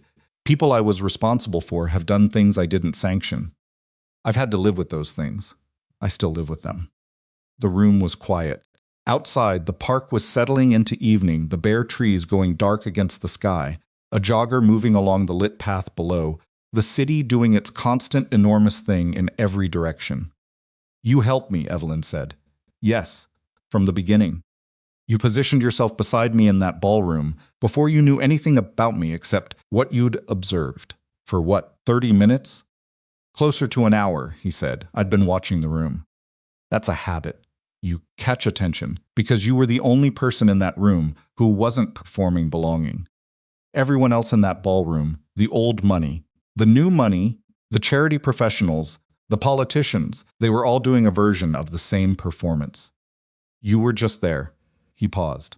And then a man walked toward you, and I could see from 60 feet away what kind of man he was, because I've been in rooms with that kind of man my entire life. And I watched you absorb the first thing he said. and I watched your hand move toward the hem of your dress, and I knew what that gesture meant. Evelyn felt something shift in her chest. She kept her face still. You made a decision, she said. I made a habit, he said. In my world, you don't allow that kind of diminishment to happen in a room you're responsible for. It's not strategic. It's a standard. The only standard I've maintained consistently across everything else. He looked at the window for a moment, then back. I stepped beside you, and then you said I know. And that was the moment I understood. You were not looking for what I'd expected to be asked for. What did you expect? Gratitude. Access. The usual transaction. He said it flatly, without embarrassment. Women in that room who encounter a man in my position and receive a gesture like that have historically wanted something from the position. You wanted nothing. You looked at me like you were conducting an assessment of your own and hadn't reached a conclusion yet. Something almost moved at the corner of her mouth. I hadn't. I know. His expression did a small thing, not a smile, but the territory adjacent to one, brief and unmanaged. That was new to me. She stood, moved to the window. Looked at the park below, the jogger gone now. A dog being walked at the end of a long lead, its owner's face tilted up toward something in the sky that Evelyn couldn't see from this angle. The FBI agent told me the situation is going to change, she said to the window. He didn't say it as a threat. He said it as information. I know it's going to change, Ronan said behind her. I've known for several months that the shape of it was moving toward something. I don't know when. She turned from the window. Why didn't you tell me? Because when I told you I had information relevant to your situation and asked you to meet me, I didn't know what we were yet. What you were to me, whether you'd chosen to be near any of this. He held her gaze. I didn't want to hand you a complication before I understood whether you were choosing to stand near it or whether you'd simply not had enough information to step back. That was your calculation to make? No, he said. It wasn't. And I'm telling you that knowing it wasn't. She stood in the middle of his living room and looked at him, the gray at his temples, the plain black sweater, the hands on his knees, the particular quality of his stillness that she'd been reading for weeks and had finally identified. It was the stillness of a man who had learned, somewhere across 15 years of running something dangerous, that the most powerful thing he could do in almost any situation was be completely still and let the room come to its own conclusions. He wasn't doing that now. He was doing something else, something that had the quality of exposure, of a man who has removed the professional stillness and is sitting without it. She could see that, not dramatically. Just the absence of the armor was visible, the way absence always is if you know what you're looking for. I'm going to ask you some things, she said, and I need you to answer them the same way you've been answering for the last 30 minutes, without the managed version. All right, if there are charges. If a grand jury returns an indictment, what does that look like for the people around you? Not for your organization, for the people who are in your daily life. Friends, if you have them. Anyone who has chosen to be in proximity to you. Ronan was quiet for a moment, genuinely quiet, the working kind. It looks like scrutiny, he said. Every contact I've had in the past 2 years will be examined for relevance. Anyone who appears in my communications, anyone who can be connected to me socially, will receive a contact from someone in Cohane's office asking for their account of the relationship. He paused. For most people, that conversation is uncomfortable but uncomplicated. For people with professional reputations that depend on their associations appearing clean, he stopped. For me, she said. Yes. How bad? Professionally significant. Not fatal, if you've been careful and honest, and you have been both. But a federal case with your name attached to witness testimony takes on a life of its own in the way people read it. People who don't read carefully will see your name and Vercetti in proximity and make a conclusion. His voice stayed even. That's the honest answer. And personally, he looked at her. I don't know what we are personally, he said. I know what I'd like to say about that. I also know that saying it while a federal case is building around me is a particular kind of unfairness to you. Why? Because it puts you in the position of making a choice under conditions that I've contributed to creating. He looked at his hands for a moment, then back up. And that's the same thing I'd call unacceptable if someone else were doing it. The room was very quiet. Evelyn looked at him for a long moment. Ronan. She said his name with a specific weight. Not tender, not cold. The weight of a woman who has decided to say a thing plainly and is going to say it. I walked out of a 3-year relationship that spent the whole time deciding what I was allowed to want and who I was allowed to be. I am not going to move from that into something that manages me in different packaging. Even if the packaging is genuinely better. Even if the person managing me thinks they're doing it to protect me. I know. What I'm going to do, she said, is make a choice with full information.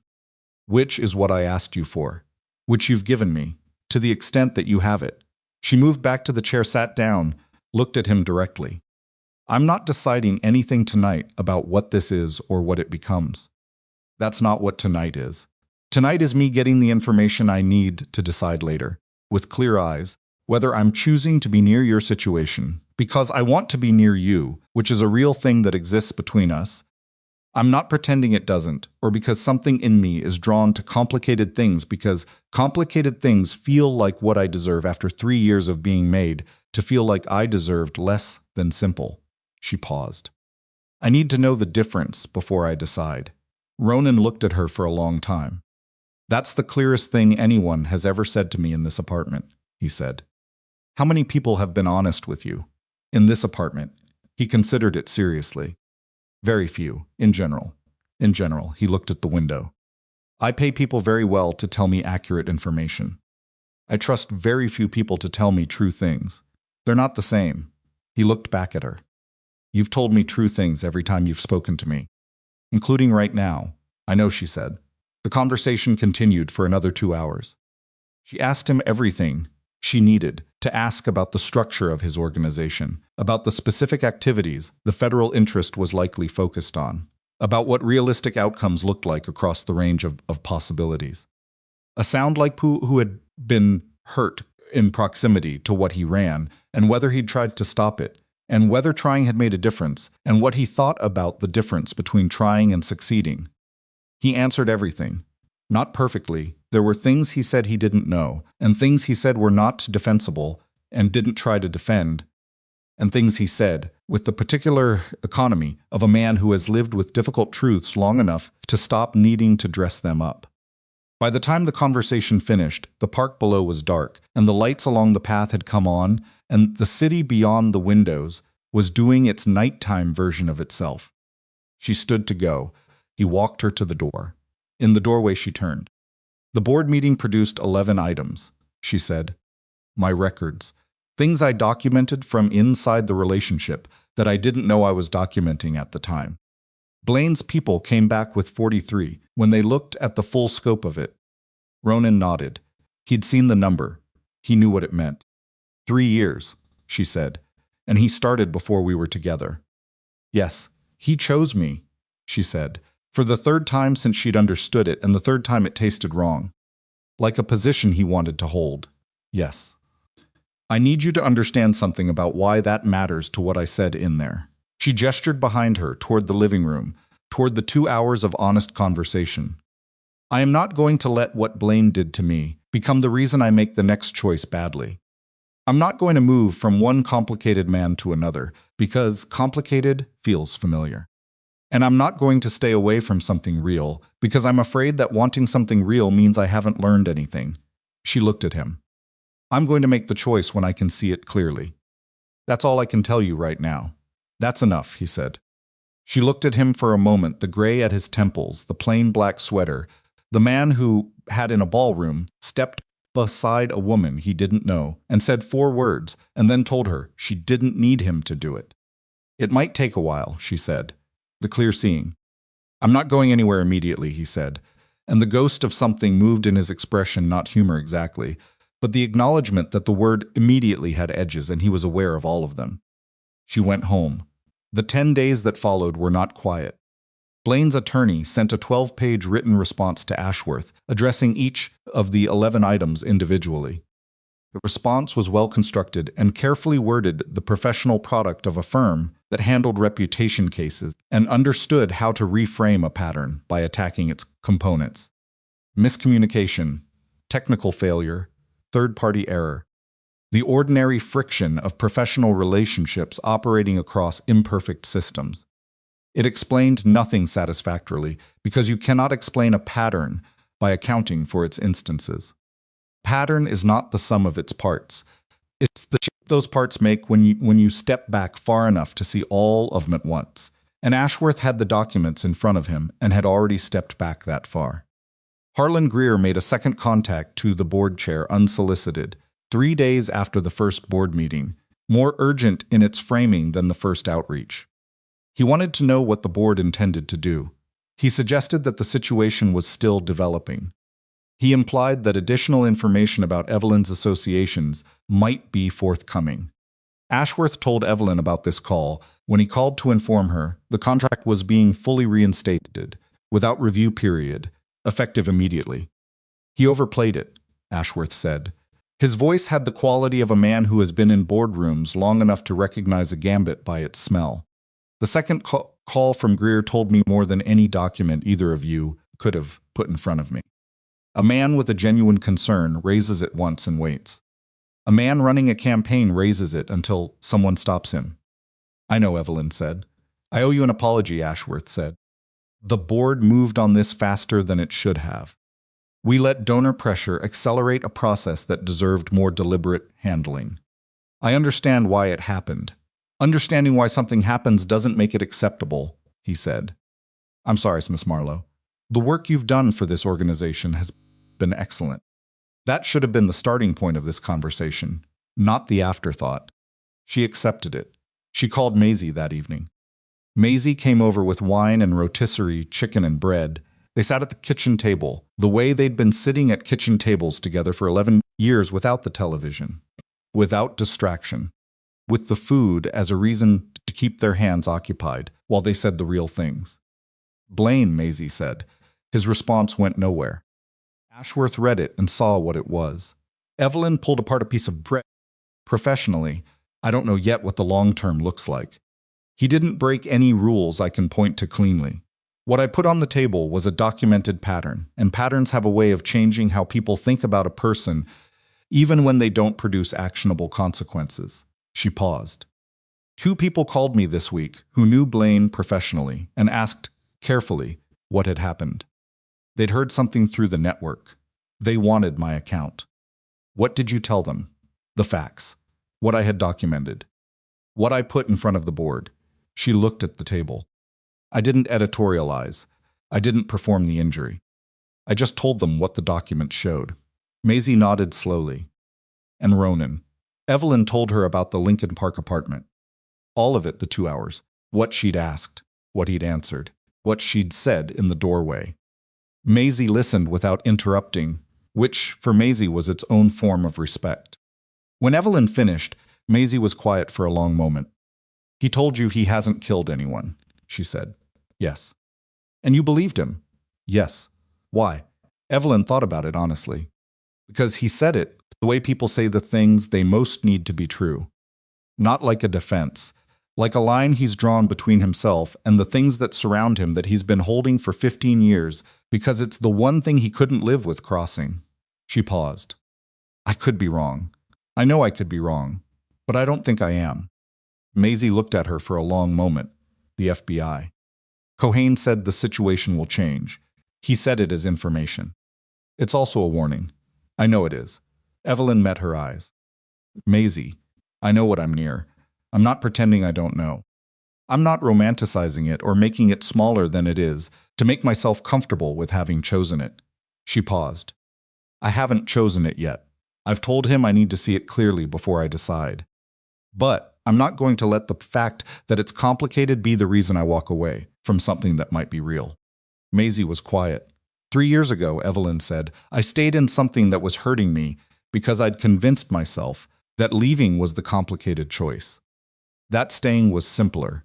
She looked at her hands. Complicated isn't the danger. Deciding without clear eyes is the danger. I'm trying to keep my eyes clear. Maisie reached across the table and put her hand over Evelyn's for a moment. Okay, she said, just that. They finished the food. They opened the wine. They talked about other things Maisie's work, a trip she was planning, A mutual friend who was navigating something unrelated but equally tangled. The ordinary, ongoing texture of two women who have been friends long enough to let the serious sit alongside the everyday things without either one diminishing the other. When Maisie left, Evelyn stood at her bedroom window for a while. The street below was quiet, a couple walking close together in the cold. Car moving slowly down the block, looking for parking. The ordinary, unremarkable life of a city block at 10:30 on a weeknight. She thought about the word imminently. She thought about 43 items, and the 3 that predated the relationship. She thought about a man in a ballroom, watching a room full of people perform their belonging and noticing one woman who wasn't performing anything at all. She went to bed. She slept without difficulty for the first time in 2 weeks. 7 weeks later, on a Thursday morning in the first week of April, when Chicago was beginning tentatively, with its characteristic lack of sentimentality about weather, to behave like spring might eventually happen, Special Agent Cohane called. He told her a federal grand jury had returned an indictment. He told her Ronan Vercetti was among those named racketeering, conspiracy to commit money laundering, bribery of a public official. He told her, without being asked, that she was not named and not a subject. He told her she might be called to testify regarding the nature and scope of her contact with Vercetti, and that her account of that contact, as she'd given it to him in the field office, was consistent and unlikely to present significant complications for her. He also told her that the indictment would be public by noon. She thanked him. She sat at her kitchen table with the phone in her hand and the morning light coming through the windows at the angle it came through. At this time of year different from February's light, warmer in quality, if not yet in temperature, kind of light that has remembered what it's supposed to be doing, called Sandra. Sandra had already heard. She walked Evelyn through the immediate implications in the measured voice of someone who had known this phone call was in the future and had organized accordingly. The testimony question, the timeline, the professional exposure. Then Evelyn called Ronan. She expected voicemail. She expected the controlled absence of a man whose morning had become something attorneys manage on your behalf in the hours following an indictment. He answered. "I know," she said, "I heard." A pause. "Are you okay?" she said. A long pause, the longest he'd ever given her. Something in its quality that was different from every other silence she'd encountered. From him, not the professional stillness, not the controlled waiting. Something that was simply a man, something that was sitting somewhere in a limestone building in Lincoln Park, holding a phone on a morning that had become a particular kind of morning. "Give me that in 6 months," he said. "I'm asking now." A shorter pause. "No," he said, "today is a bad day." She sat with that. Let it be what it was without covering it. "I know," she said. They stayed on the line for a moment. Not talking. Just the line between them, open. "The case will take time," he said finally. She could hear him reassembling, not performing recovery, actually doing it, piece by piece, the way a person does when they've decided to keep functioning. Months, possibly more than a year. During that time, everyone who's been comfortable with my name will become less so. Your board will hear about this. I know. The board conversation. "I'll handle it," she said. "The same way I handled the last one. I'll walk in before they call me." A pause. "You're going to keep the contract." "I'm going to walk in and tell them the truth about what I knew, and when I knew it, and what I've done or not done with it. And then they'll make their decision, and I'll live with it." She paused. "I'm not doing this for you, Ronan. I'm doing it because it's mine to do, and doing it right is who I am now." He was quiet for a moment. "I know," he said, 2 words. Her own words back to her. And she heard in them the same thing she'd meant when she'd said them, the simple, grounded confirmation of someone who was paying actual attention. "When you're through the part of this that requires grand juries and federal process," she said, "when you're on the other side of it, whatever side that is, I'll still be making the same choice I'm making right now. With clear eyes. Looking at the same things I've been looking at." She paused. "That's not a promise of an outcome. It's a promise of honesty." "That's more than I expected," he said. "I know." She paused. "That's part of the problem with what Blaine did for 3 years. He adjusted my expectations downward so gradually that I stopped knowing what I was supposed to expect. I'm still calibrating. She looked at the morning light on her kitchen table. I expect honesty. I expect to be told the truth thing, not the managed thing. I expect to be treated like someone capable of handling the full weight of a situation. A pause. You've done that, consistently, even when the full weight was heavy. A long pause on his end. Yes, he said, I have. Then we'll see, she said. That's all I can give you right now. We'll see. She ended the call. She sat for a moment with the morning light and the coffee she'd let go cold and the ordinary apartment that was entirely hers unpacked, filled in looking like somewhere a person actually lived, and she breathed. Then she called Sandra and began preparing for the board meeting. She requested it herself. She didn't wait for Ashworth to schedule something. Called his assistant, got a time for the following Tuesday, and walked in the same way she'd walked into the first one, with the facts organized, with her back straight, and the particular quality of presence that had taken her 8 months to rebuild, and that she was not prepared to surrender to the discomfort of a room. This time there were 5 board members, not 7. Darren was there. The young woman with the notepad was not. Ashworth looked at her when she came in with an expression she recognized from the previous meeting, the expression of a man who has been doing rapid internal recalibration. She sat down. She did not open the folder. You've heard about the indictment, she said. This morning, Ashworth said. Then I want to tell you what I knew, and when I knew it, and what I did with what I knew. She looked at him directly. And then I want to answer whatever questions the board has. She told them.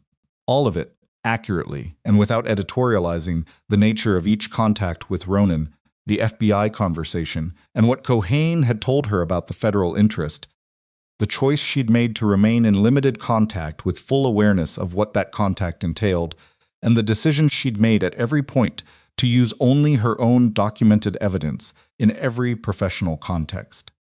She also told them that she had spoken to Ronan the morning of the indictment. She said it without flinching because it was true, and because flinching from true things had been a 3-year habit she'd finished with. Ashworth listened to all of it without interrupting. Then he asked 2 questions. Have you received any financial compensation from Vercetti or his organization in any form? No. Have you provided any professional services, introductions, or access that benefited his organization in any form? No. He nodded. He looked at the board members on either side of him. The woman to his left, a former city attorney named Patrice Dumont, who Evelyn had been most uncertain about, gave a single small nod. The board will continue your contract, Ashworth said. Without modification, he paused. You came in here this morning and told us things that were uncomfortable to hear before we'd had the chance to form conclusions based on incomplete information. That is the second time you've done that. He paused again.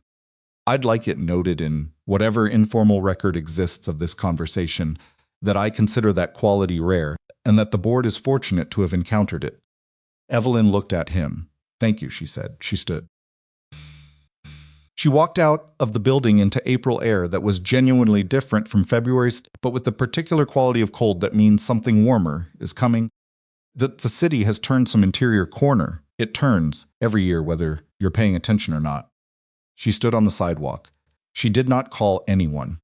She stood there for a moment with the folder in her hand and the sounds of the city around her, and the light, that particular April light, different from every other month's light, falling across everything equally, the buildings and the traffic and the trees, showing the first tentative evidence of what they'd been holding in reserve all winter. She breathed.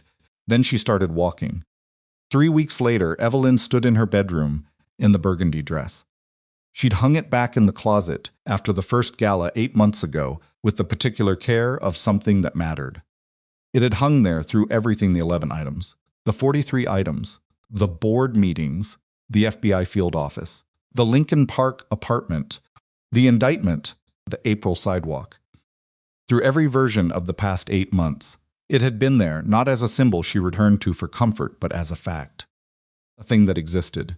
A choice she'd made when she'd had almost nothing else. She looked at herself in the mirror. The dress was the same. The woman wearing it was different, not in ways that showed easily, not in ways that would read to a stranger in a ballroom as something that had happened to her. But she felt the difference, the way you feel a healed thing differently from the way you felt it before it was broken. Not with relief, not with triumph, just with the plain knowledge of what it cost to get from one side to the other. She picked up her clutch, went to the gala. The Grand Harwick Ballroom was everything it had been in January. The chandeliers and the golden light and the expensive conversations and the particular hum of a room full of people who had decided to be present in it. She arrived alone, checked her coat, accepted a glass of sparkling water, stood in the middle of the room. No scanning. She noticed the absence the way you notice when a sound you'd stopped consciously, hearing finally stops entirely, the quiet where it used to be. Her body was not bracing. The calibrations had not started.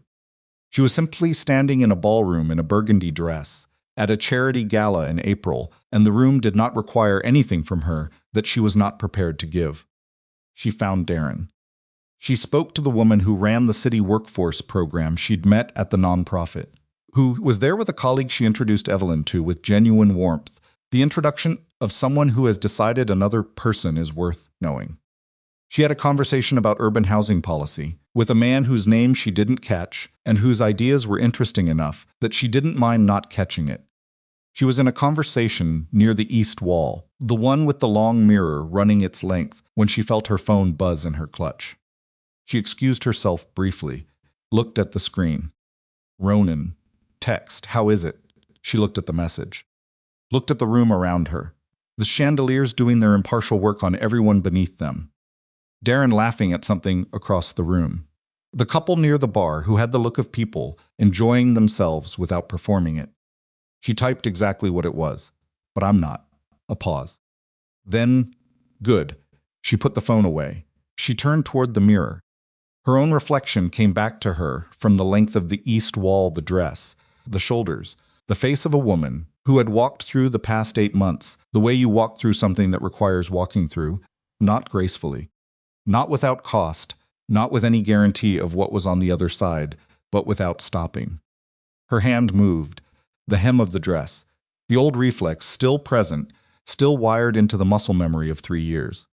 The instinct to smooth, to adjust, to correct herself preemptively before anyone else could find the thing that needed correcting. She felt it. She let it move through her like weather. She let her hand fall to her side. She let the fabric fall where it fell. It was fine, all of it. The dress and the woman wearing it, and the federal case moving through its months of process somewhere in the city, and the board that had voted to continue, and Maisie, who would call tomorrow, and Sandra, who had already prepared for 3 different outcomes, and Ronan in a limestone building in Lincoln Park, having what he'd called a bad day that had already become several weeks of days.